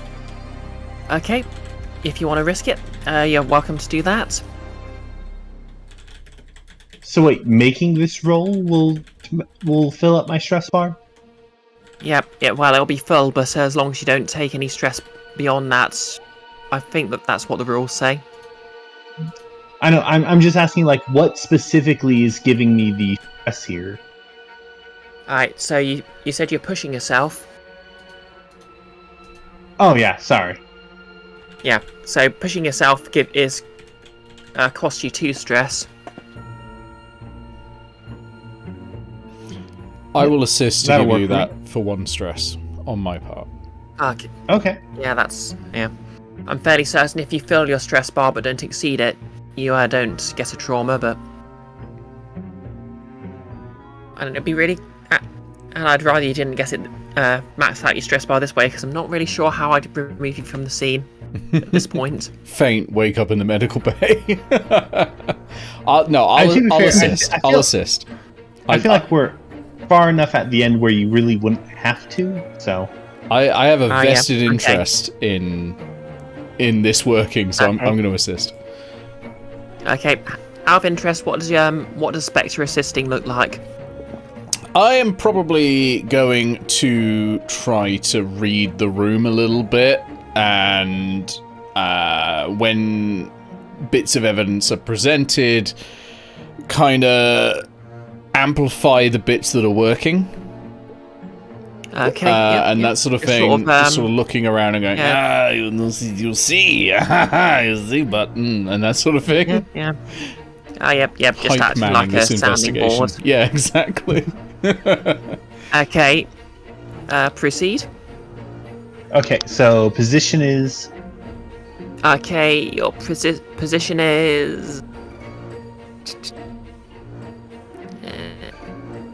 I'm gonna say... sort of leaning maybe it would be a desperate roll, because Spectre's on the verge of being thrown overboard, but yeah, they're not getting outright hostile yet, so I'm gonna say risky. Overboard? And okay. Effect. overboard. Risky standard. Yep, they're just gonna throw you in a lifeboat. In this case, I'm going to trade one of my my position down to desperate, so I can get a great result or a great effect. Okay, well, you can have a point of XP for that. Go right ahead. And come on, give us something. A 6. Oh wow. Yes. Okay. Saved. Well spent. Okay, so that's no complications. So, okay. So as you're looking around, you carefully observe and gesture to the cuts on his hand, carefully listing the ways he must have shaken his knife about. You even get a good idea of well, you even look at how the blood's coagulating and get a decent idea of how quickly his body was metabolising the alcohol.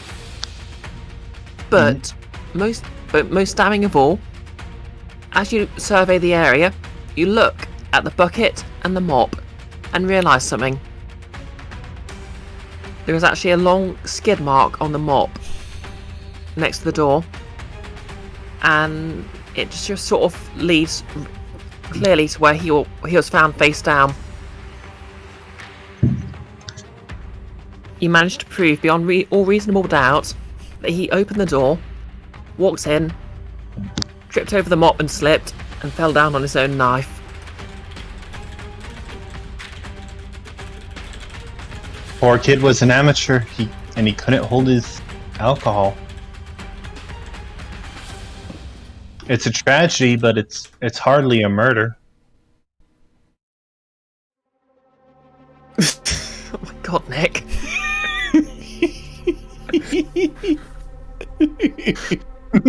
Please, please tell me the stream can see that. They can, yes.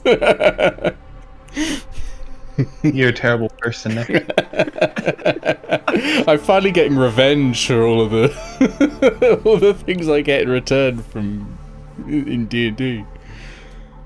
Can't believe it was all a big accident. I was certain that he was Lady Clave's child. Yeah. Bark, because it was a complete success, I'm going to say one thing. Yep. So, Lady Clave nods, says, tragic. I mean, everyone aboard gets one free killing. It just, it helps narrow the herd a bit, but I guess everyone still has theirs. One free killing and I was about to be thrown overboard, huh?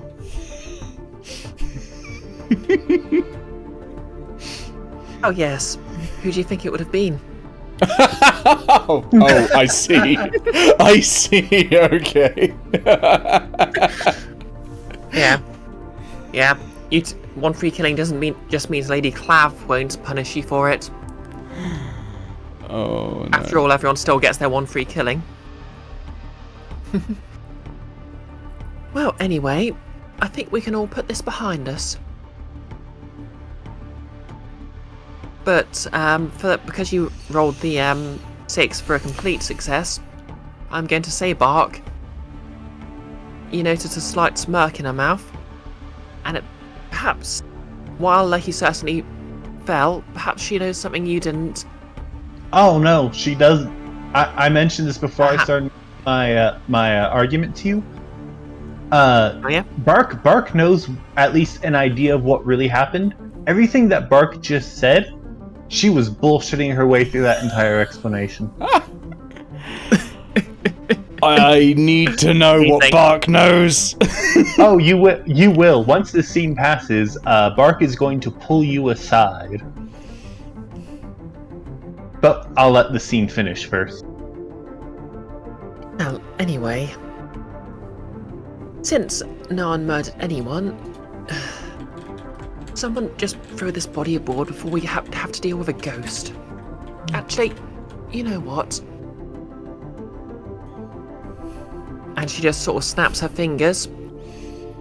A couple of, well, I suppose you call them attendants, and basically a pair of very mysterious, well, I don't really need to worry too much about describing them. You've seen them before. They're her they're her personal army. Now, they're dressed in their sort of jester uniforms, but obviously with the brighter parts removed, so it looks a lot more like tactical ops gear. And they quietly stroll in, not bothering to even as much as look at anyone.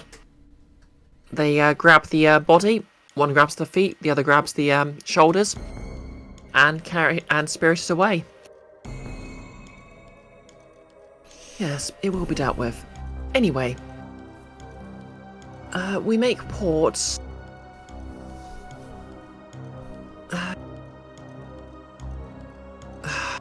I really should speak to the navigator more often. We'll be making port within a few days. I cannot find said navigator. Yes, Vivi sure is elusive, isn't she? Anyway.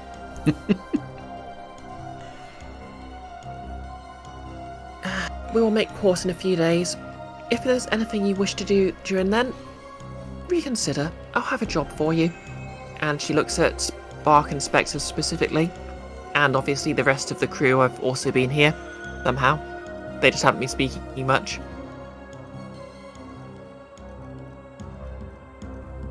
And with that, she walks out of the door after her assistants, and I guess everyone has to mop up.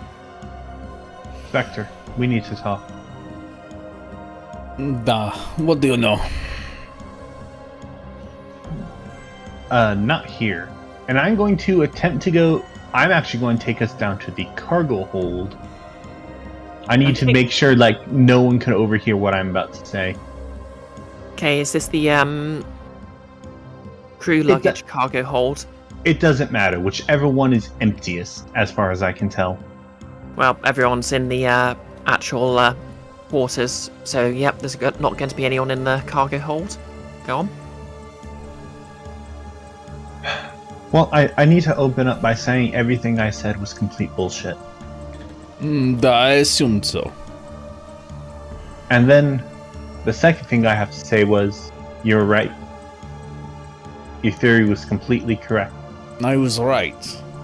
About Lady Clave and... You were just missing a few key details. Go on. Why I have to bring up first is something that a few of my drunken compatriots have...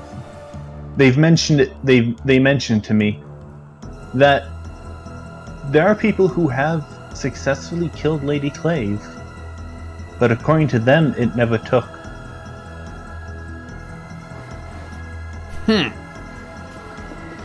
Our drunken friend claimed that Lady Clave was jealous of his mother. She had the most beautiful hair. The reason it is so hard to kill Lady Clave, it's probably even not that hard to kill. Lady Clave is, whenever she dies, she takes someone else's body. Lady Clave is not the kid's mother, but that body certainly was.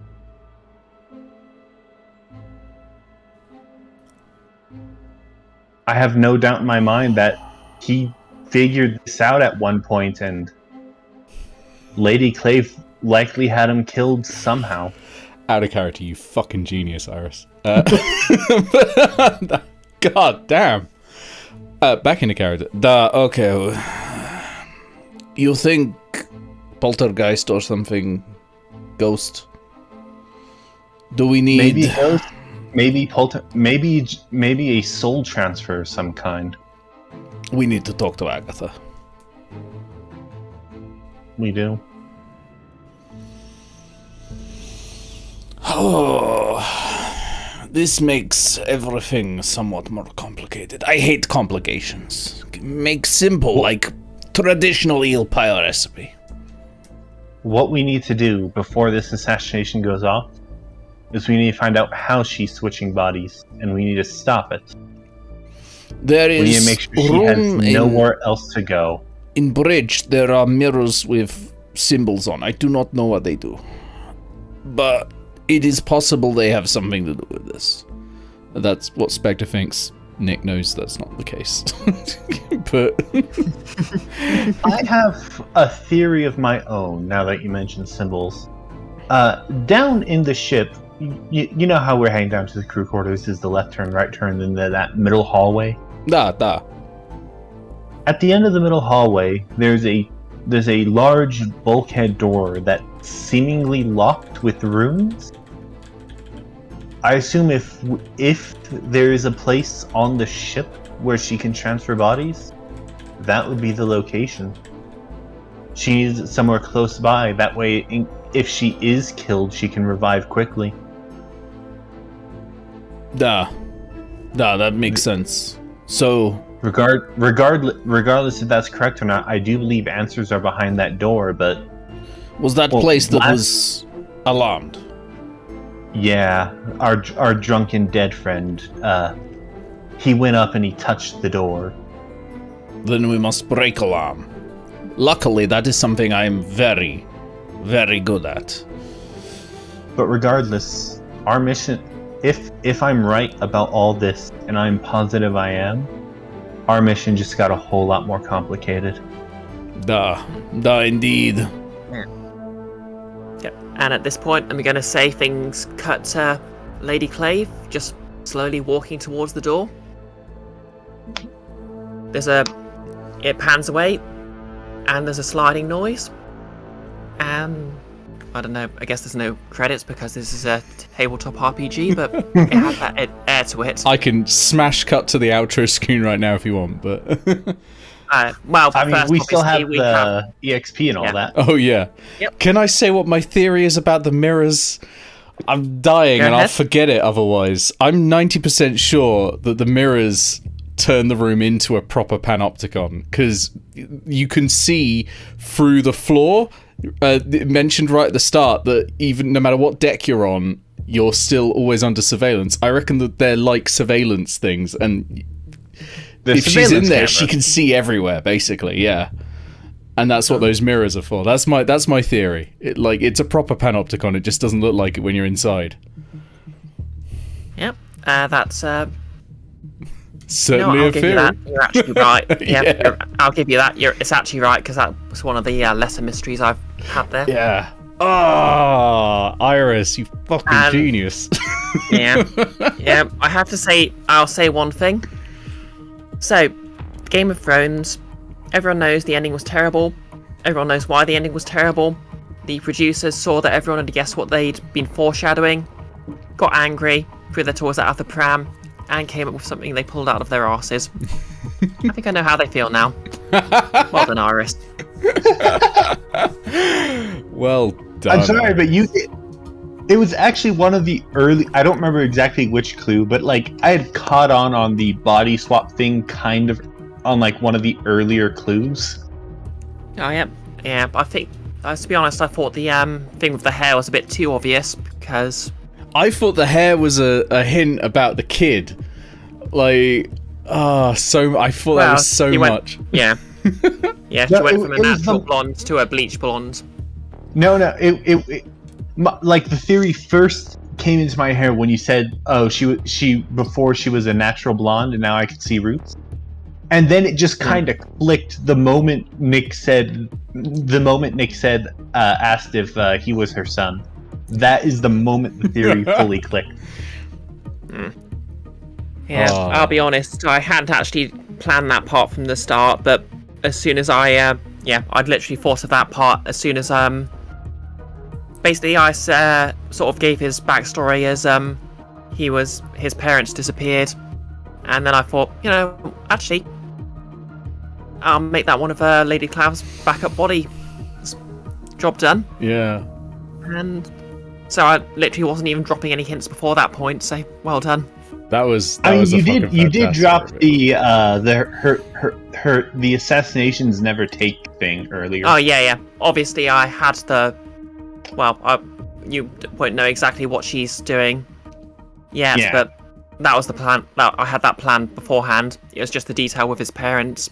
I didn't have plans yet. I mean, to be fair, that is a very good mystery you put up there. Yeah. You gave us. It wasn't I was- entirely obvious, but you did give us everything we needed to come up with that conclusion. Yep, but really, when you want to do a good mystery, that's what you have to do, and you just have to take the risk it gets figured out before you want to reveal it. Honestly, I I think think that's over the next session, but I think that's a good time narratively to do it because it now sets up how ridiculous the stakes are for yeah. the next bit. We never discovered who actually killed the kid. Yeah, Like I that's said, I true. was just Emphas bullshitting made a my really way. good Oh, yeah. point because clearly the body had been moved afterwards. Yeah, like I said, I was just bullshitting my way to getting people off the trail. I have no idea who the actual killer was, but I'm pretty sure that Lady Clave organized it due to him figuring it out. Yep. Oh, just to be clear, by the way, her assistants were in the mess hall, so they have alibis as well.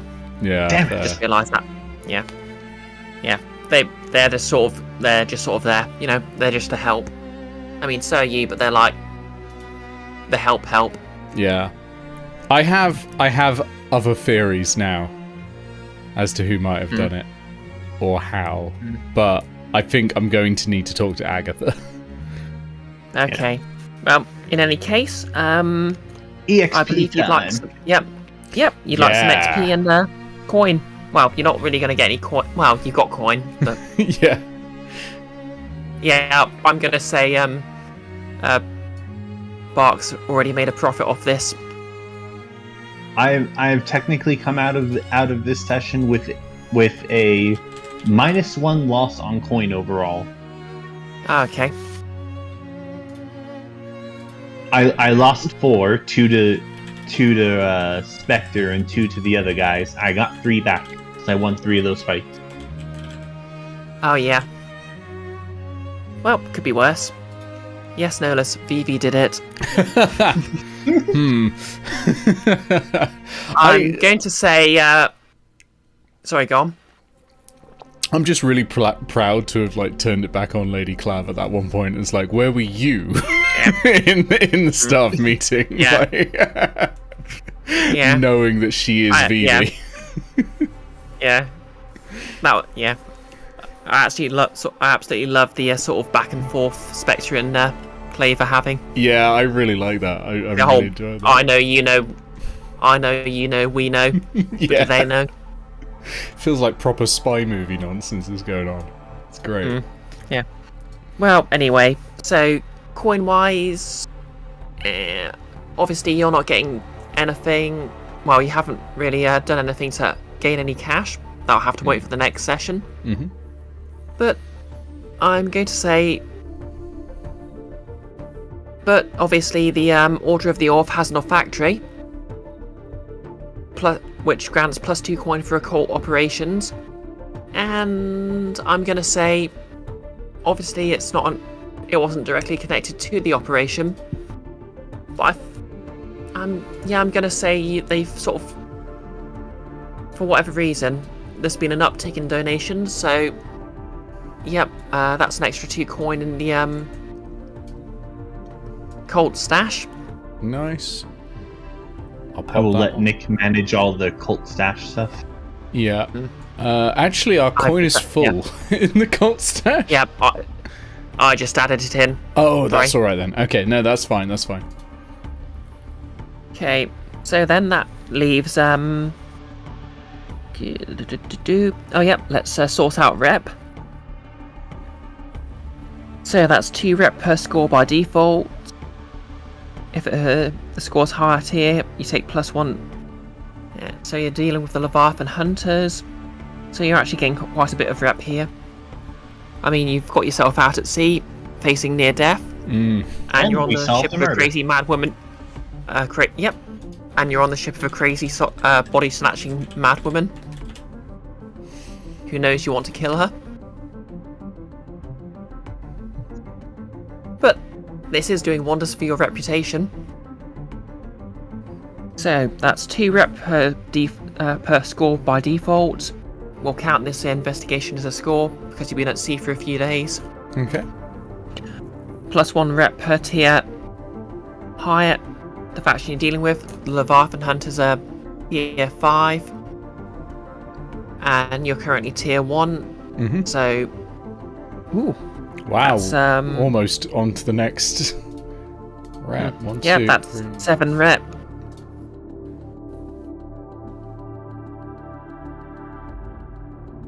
Uh, 6 rep, I think. 2 + 4 because it's 5 -1. Oh yeah. Yeah.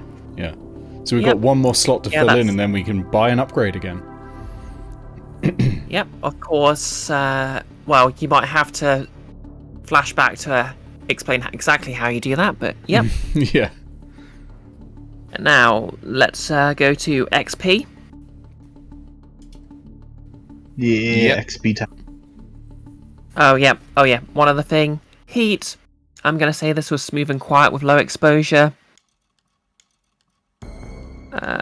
Nothing really adds much. I mean, a death was involved, but it had nothing to do with you, so... And obviously you're out at sea, so it's not like the authorities are going to trace it back to you. True. So, yep, no heat for the gang. I mean, you're just doing an honest job, like law-abiding citizens. Yeah, I mean, I did kill a person on the way in, but I'm sure it's fine. Yeah, but you just shouted base when you got to the ship. It's fine. Yes.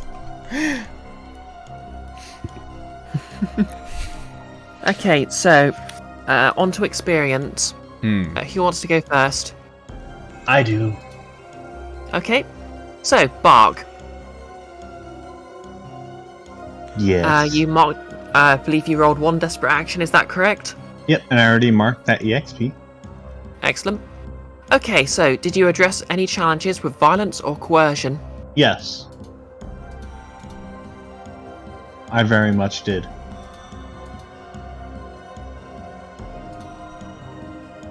I not only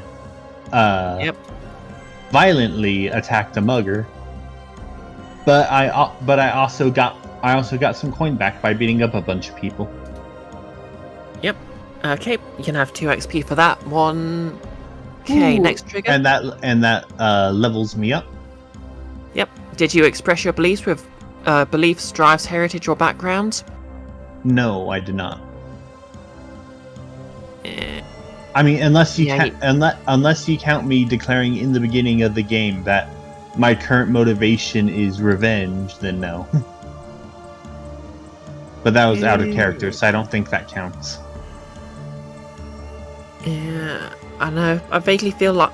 Yeah, I think actually your academia background came up a bit when you tried to do a forensic analysis. Actually, So you can have- on the case of beliefs, when I was trying to console the very drunken kid who sadly got murdered like an hour later, Yeah. I did very much talk about my beliefs in revenge and all that. Yeah. Oh yeah, you can have 2 XP. Why not? I mean, I'm going to be killing off your characters next session anyway. Who are you, me? Excuse you, but I believe I've killed off at least one of your characters. That's true.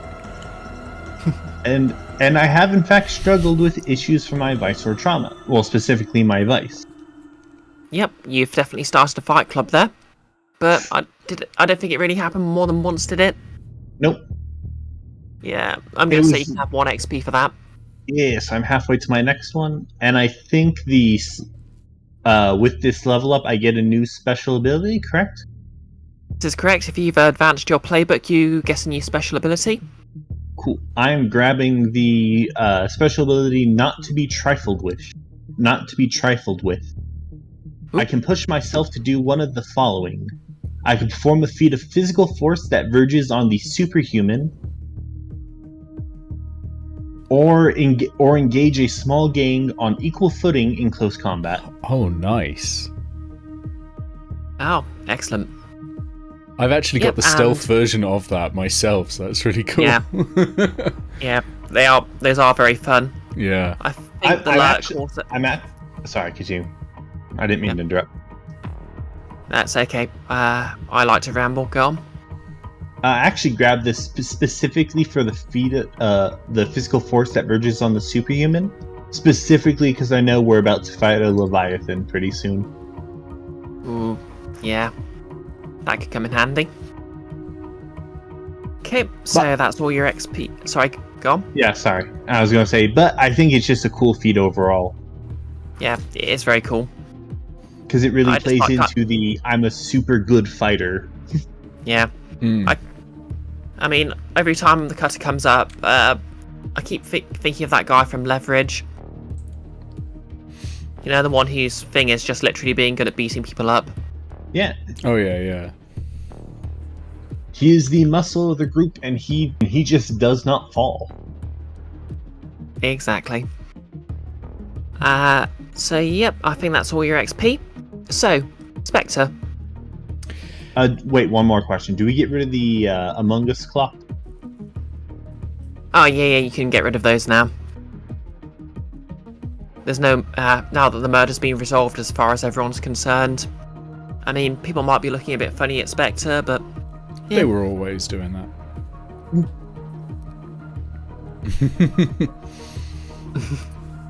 So, the first one for me is address the challenge with stealth or evasion.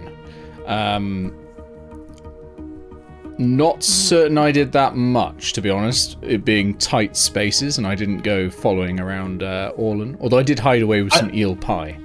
Yeah, you did sort of ignore him. I will say that you may be able to argue stealth with the opening fight, You actively concealed your gunshot so you can murder somebody? Oh, that's true. I did, didn't I, with the silent Yeah, potion? that's a good point. Yeah, that was definitely a sort of a... Yeah, you can have 1 XP for that then. Okay. And then expressed beliefs, drives, heritage, or background. I think I did this one pretty well. My background is outcast. Absolutely. Heritage, I definitely brought a lot of Skovlan into it. Absolutely. Yeah. Yeah, this is an ambiguous 2 XP for that. So that'll fill out my playbook. And then struggled with issues from my vice or traumas. I'm not sure. I tried to bring in the vice a little bit. So my vice is obligation, but that doesn't hugely fit much unless until I've got a lot like that. So that's why I've been like marking down the debts people owe me and stuff like that. But I wanted also slightly flavor it as being professionalism in general, as the vice. Like that's why he was spending all of his time like polishing all of his tools and cleaning them and putting like having them all in precise places and then cleaning them all up again because he's a professional and he must do it properly.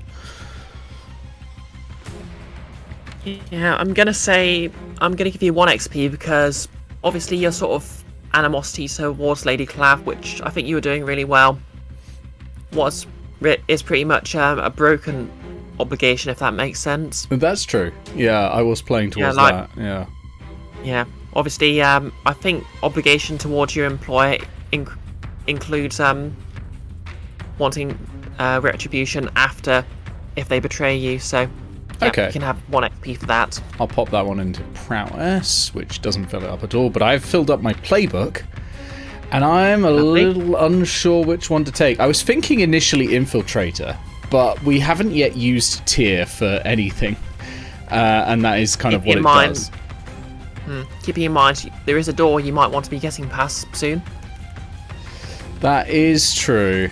The other one, though, that is similar is Shadow, which gives me special armor that I can spend to immediately avoid a consequence from detection or security measures.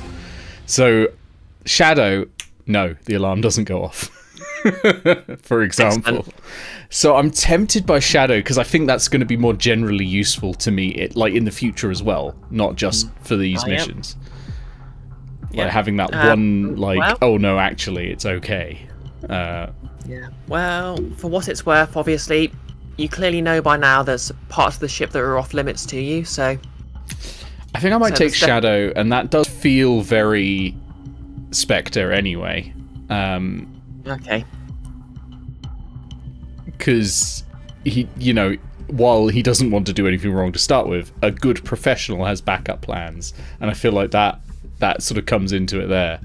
Like, I can sort of fluff the Shadow is, instead of just being lucky or something, is I've had a backup plan in case this goes wrong, and that kicks in, or something like that, as the spending of the special armor. I can also use it to push myself for a feat of athletics or stealth, so it's even more useful. Yeah, basically, basically you can either push yourself or you can to get an extra... Well, you can use it to push yourself to get an extra dice, or you can use it to resist after the fact. It's very flexible. And the interesting thing is that could combine myself with my Devil's Footsteps, which lets me perform a feat of athletics that verges on the superhuman when I push myself. So I could do that without spending stress once per heist to do something ridiculous. Yep, basically you can expend your special armor to do something ridiculous instead, I guess. I'd allow that. Yeah, so it gives me options, and I think Spectre is all about options, so I'll go with that, I think, yeah. Yep. Well, that's really what playing any stealth-based character is about. Yeah, cool true. Tricks. I was really tempted by Ghost Veil, just to slip into the Ghost Veil briefly, but then, Agatha would be all over. Well, no, she's only interested in Ghost Women. That's a good point. Well, I'd have to... it'd be yet another Ghost Wingman for Agatha. Yeah. Granted, will be able to do something similar like level 13, for the records. Yeah, it's true. Anyway, that's XP out of the way. We've done heat.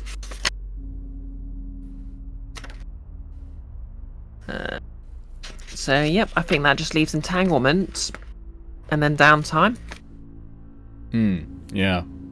So, let me just get the crew playbook open. We're at wanted 1 and heat 5. Which is not good. Ooh. Yeah. Okay, so heat 4 or 5.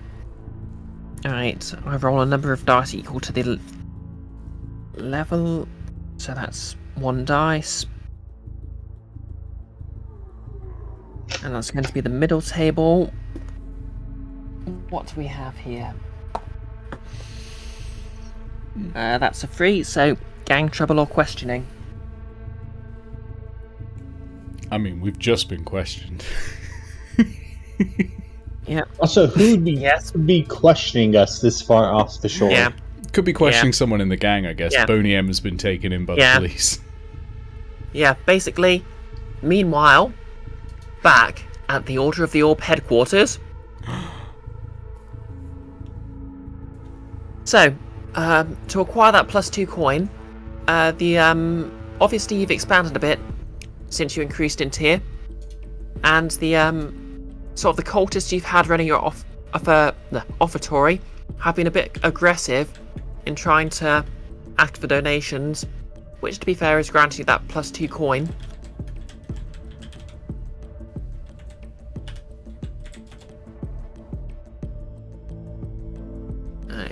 Let me just double check what were the flaws. Okay, so their principal flaws are that they're principal and wild. But he haven't got into crypto. Yeah, she's squandered the entire fortune on a sure bet.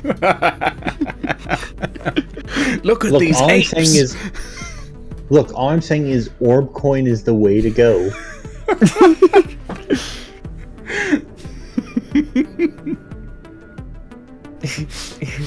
Yep, she's under her direction they've been trying to sell people on orb coin, and yep, that's got the attention of a few people.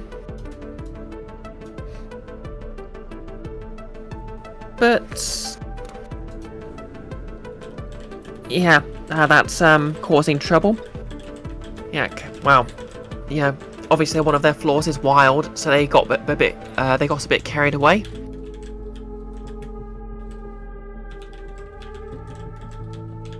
That's drawn a bit of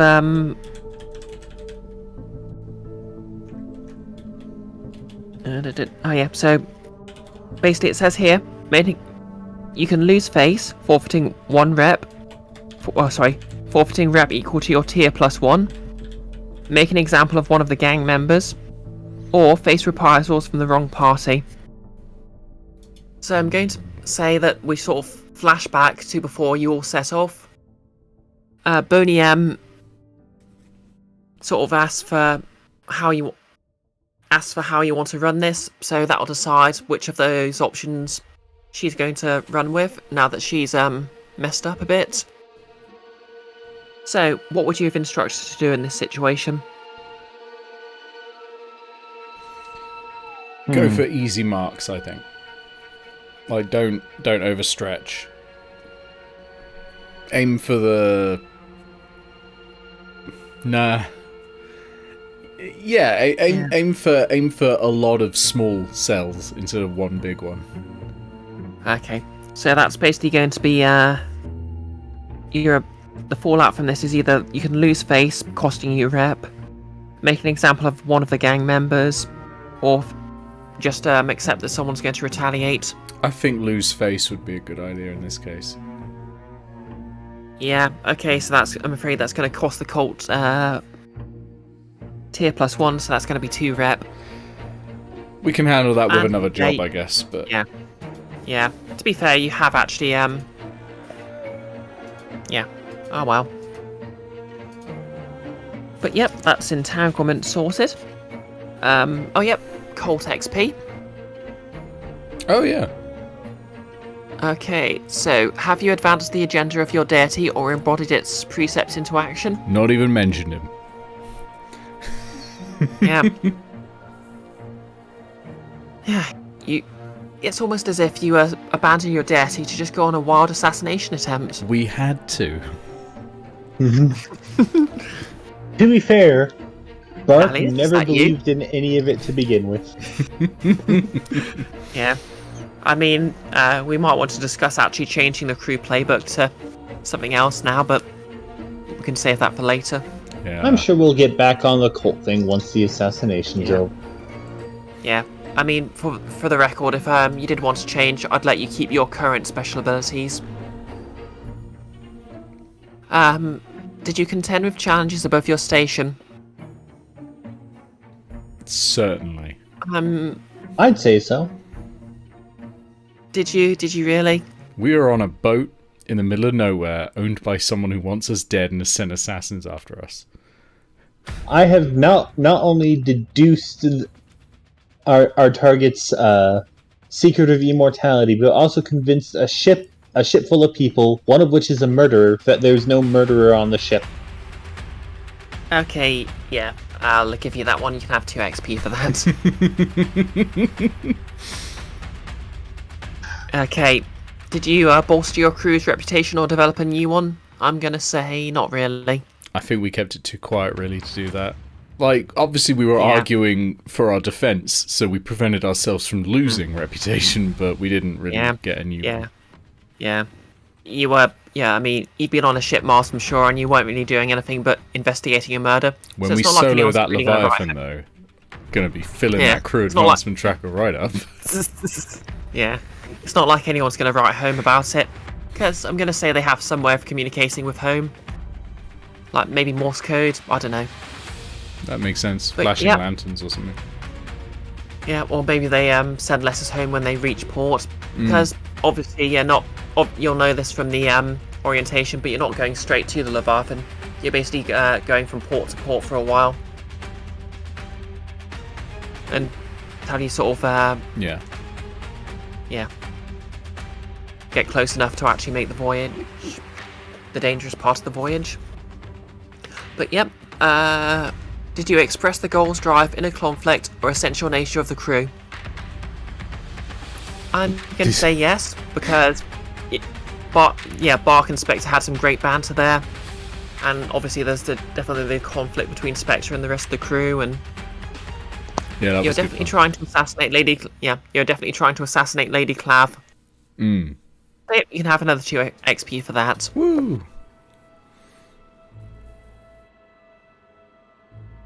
Okay, so that's crew advance. That's everything for the crew. Okay, and last but not least, you both have 2 downtown activities to spend. Well, first one is I'm probably going to do my healing clock thing. Okay, I'm going to say...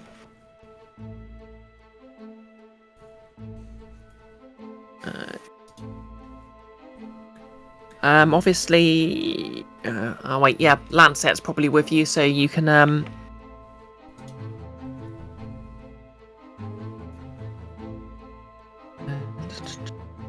I mean, to be fair, but my injuries are a concussion, a numb leg, and nausea. So I don't think that'll take too much to try to heal.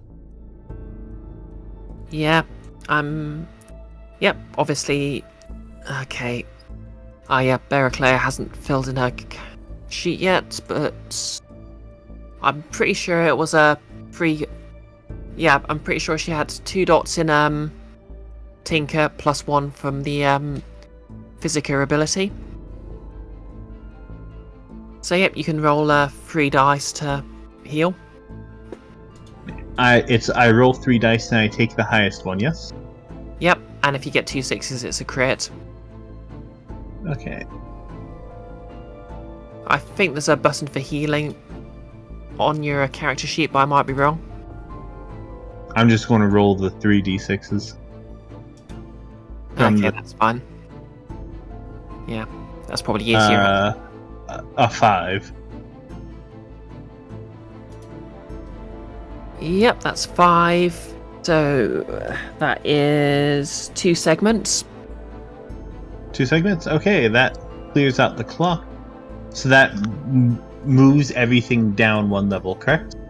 Yep, so that eliminates your level 1 harms, and your concussion is... let's call it a headache. Oh my god, I've had one less action rating than I meant to have. Whoops. Wait, what? Because we've got the chosen special ability on the occult, I meant to have added one extra pip to my actions. I was just looking at it on there and I was like, did I ever do that though? And then I've just added it up by going through character creation again and nope. Yeah, I'm gonna say, yeah, as soon as the orb realised you'd thrown in with the colt, you just suddenly just sort of felt a strange prickling on the back of your neck or something. I suddenly just got better at... I'm going to put it in study, I think, because I do a lot of studying and I feel like that makes sense as a... Wait, what's this all about?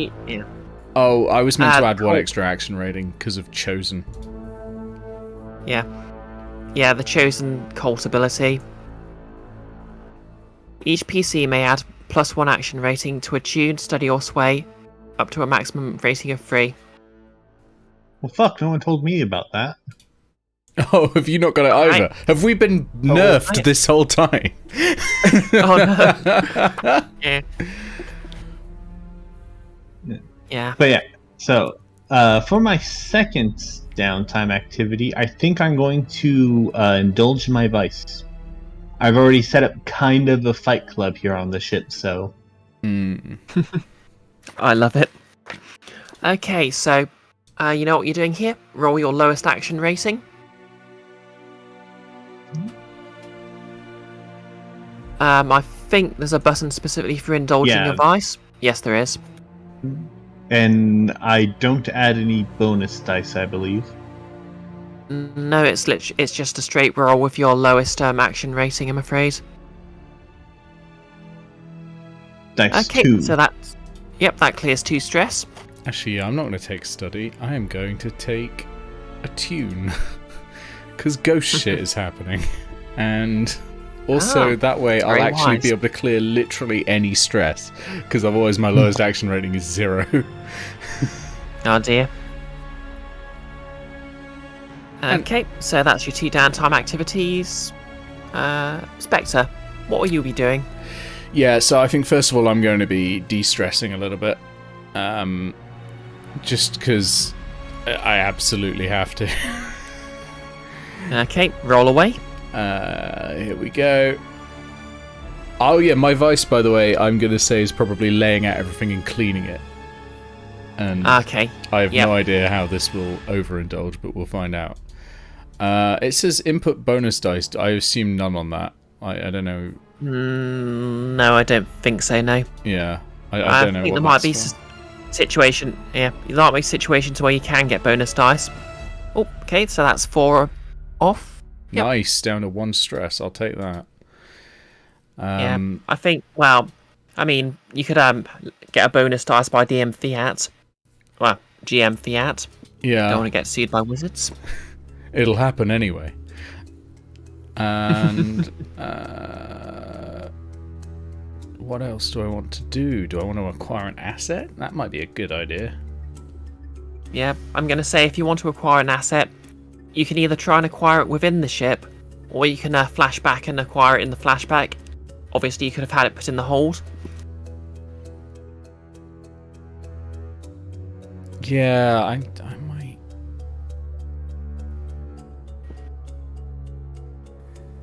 I'm just looking at all the options, and I'm thinking acquire asset might be a really good idea when we're on here. Yeah, I'm gonna try to acquire an asset. Think it says 1 special item. I'm gonna have a look at some of the things that you can have that are to do with ghosts, and try and acquire one of them. So I will have to look through the special items list because it's an absolute nightmare getting.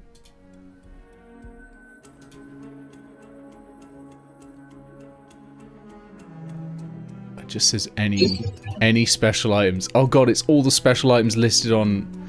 Okay, it's all the special items listed on all of the pages, and you get 1 access to it. Oh, good. I might be a moment. I might have to do this in outside of the game to work out what it is, because I think I'm going to have to read through like 100 of them.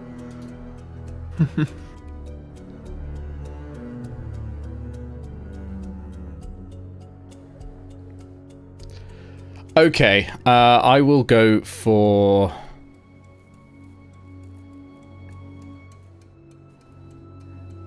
Yeah, Okay, so I will go... require the asset. Sorry, go on. I was going to say I will take a fine lightning hook. Excellent choice. I feel like that'll be helpful. It would have been that or the spirit bottles. Yeah. I mean, you do have a whisper available who would have one on her, but it probably wouldn't be fine. Whispers do get fine ones. That's where I got the item from. Oh, okay. Okay. Yep, it'll be good to have 2 lightning hooks on the team. Yeah, I'd only get to use it once, but yeah. Okay, so to acquire the asset, roll the cruise tier. The result indicates the quality of the asset you get, using the cruise tier as a base. Okay, so tier 1, I'll click it and we'll see what we get. No bonus dice, go. 5! Okay, 4 or 5. Okay, so that's an item equivalent to the cruise tier. Okay. So that'd be tier 1. I'm not sure. I think that's quite low tier, but at least hopefully work. And that's all I need. Yeah. Yeah, a fine item counts as 1 tier above yours for the purpose of comparing. So it's just going to be a standard lightning hook. Okay, because the acquire an asset thing says if I can either get enough to outfit an entire crew if it's standard quality, or I can get a special one otherwise. But I don't know. I'm going to have to read it again. It's quite confusing on that one, I think. Oh, they don't come under common items, that's why. No, I get it now. Yeah. A common item would be something more like you could acquire a bunch of fairly decent truncheons or swords or something. But yeah, I think a lightning hook's a bit more specialised. Yeah, that makes sense. Yep. Oh!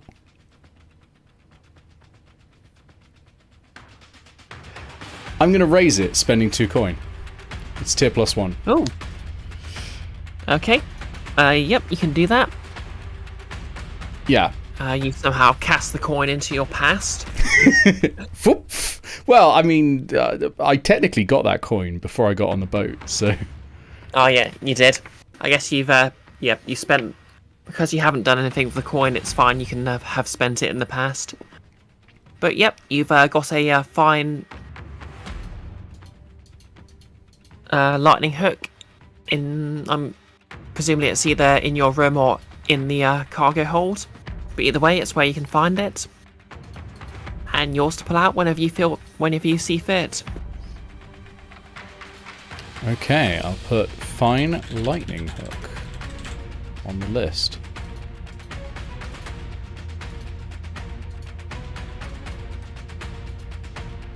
Nice. That might come in handy. Especially since you have no idea how Clave's been changing bodies. Indeed. This may be involved. Yeah, it might be I think arcane eldritch shit. So that's where Spectre's head is at. Yeah. I need something that will deal with that. It could be demons or anything like that, but I think ghosts sound like a good start. Yeah. I mean, obviously, I've already sort of... It is actually within the raw how she's doing this. And Agatha will probably have a better chance of working it out. If Summer's here for the next session. But yeah, I guess that's about it. That was a really good session. I enjoyed that a lot. A really good mystery. as well. It was fun. Yeah. Definitely went better. Yeah, it definitely went better than I expected. No, it was fantastic. So thank you so much for running it. I'm really excited for the next one. I can't wait. It's gonna be amazing. Yep. I just enjoyed sitting back and watching you two go back and forth. Yeah, it was really good. Right, I will go do the outro screen because it's almost midnight, and I'll see you in a sec. All right. Okay, everyone, what a cracking session, huh? Just superb stuff. I am buzzing for the next one. I really am. Oh no, hang on. Let me just do music. Sorry, brain is dying now. Yeah. Oh, yeah, absolutely, Emphas. That reveal. Superb. Just really superb. I'm so looking forward to killing Lady Clave. It's gonna happen. I feel like we're extremely out of our depth, which I think is perfect for this kind of mission. It feels extremely cinematic how out of our depth we are, and that's fantastic. And I think also the characters are starting to really blend nicely. I was a little worried last session that there was going to be a real problem between Bark and Spectre and Agatha particularly, but I think it's starting to, they're not friends at all, but there is a gelling there as a team, and I think that's really working. So yeah, I think we'll hit the outro, and I'll let you all go to bed. Jesus. All right, I made myself jump. That's on me. Huge thank you all for being here. Thank you so much. Thank you to everyone who supports this. Your names are going to be popping up in a second. And yeah, next week, more Guild of Icons next week. And then the week after that, I think, is Overgrown. I'll see you all soon.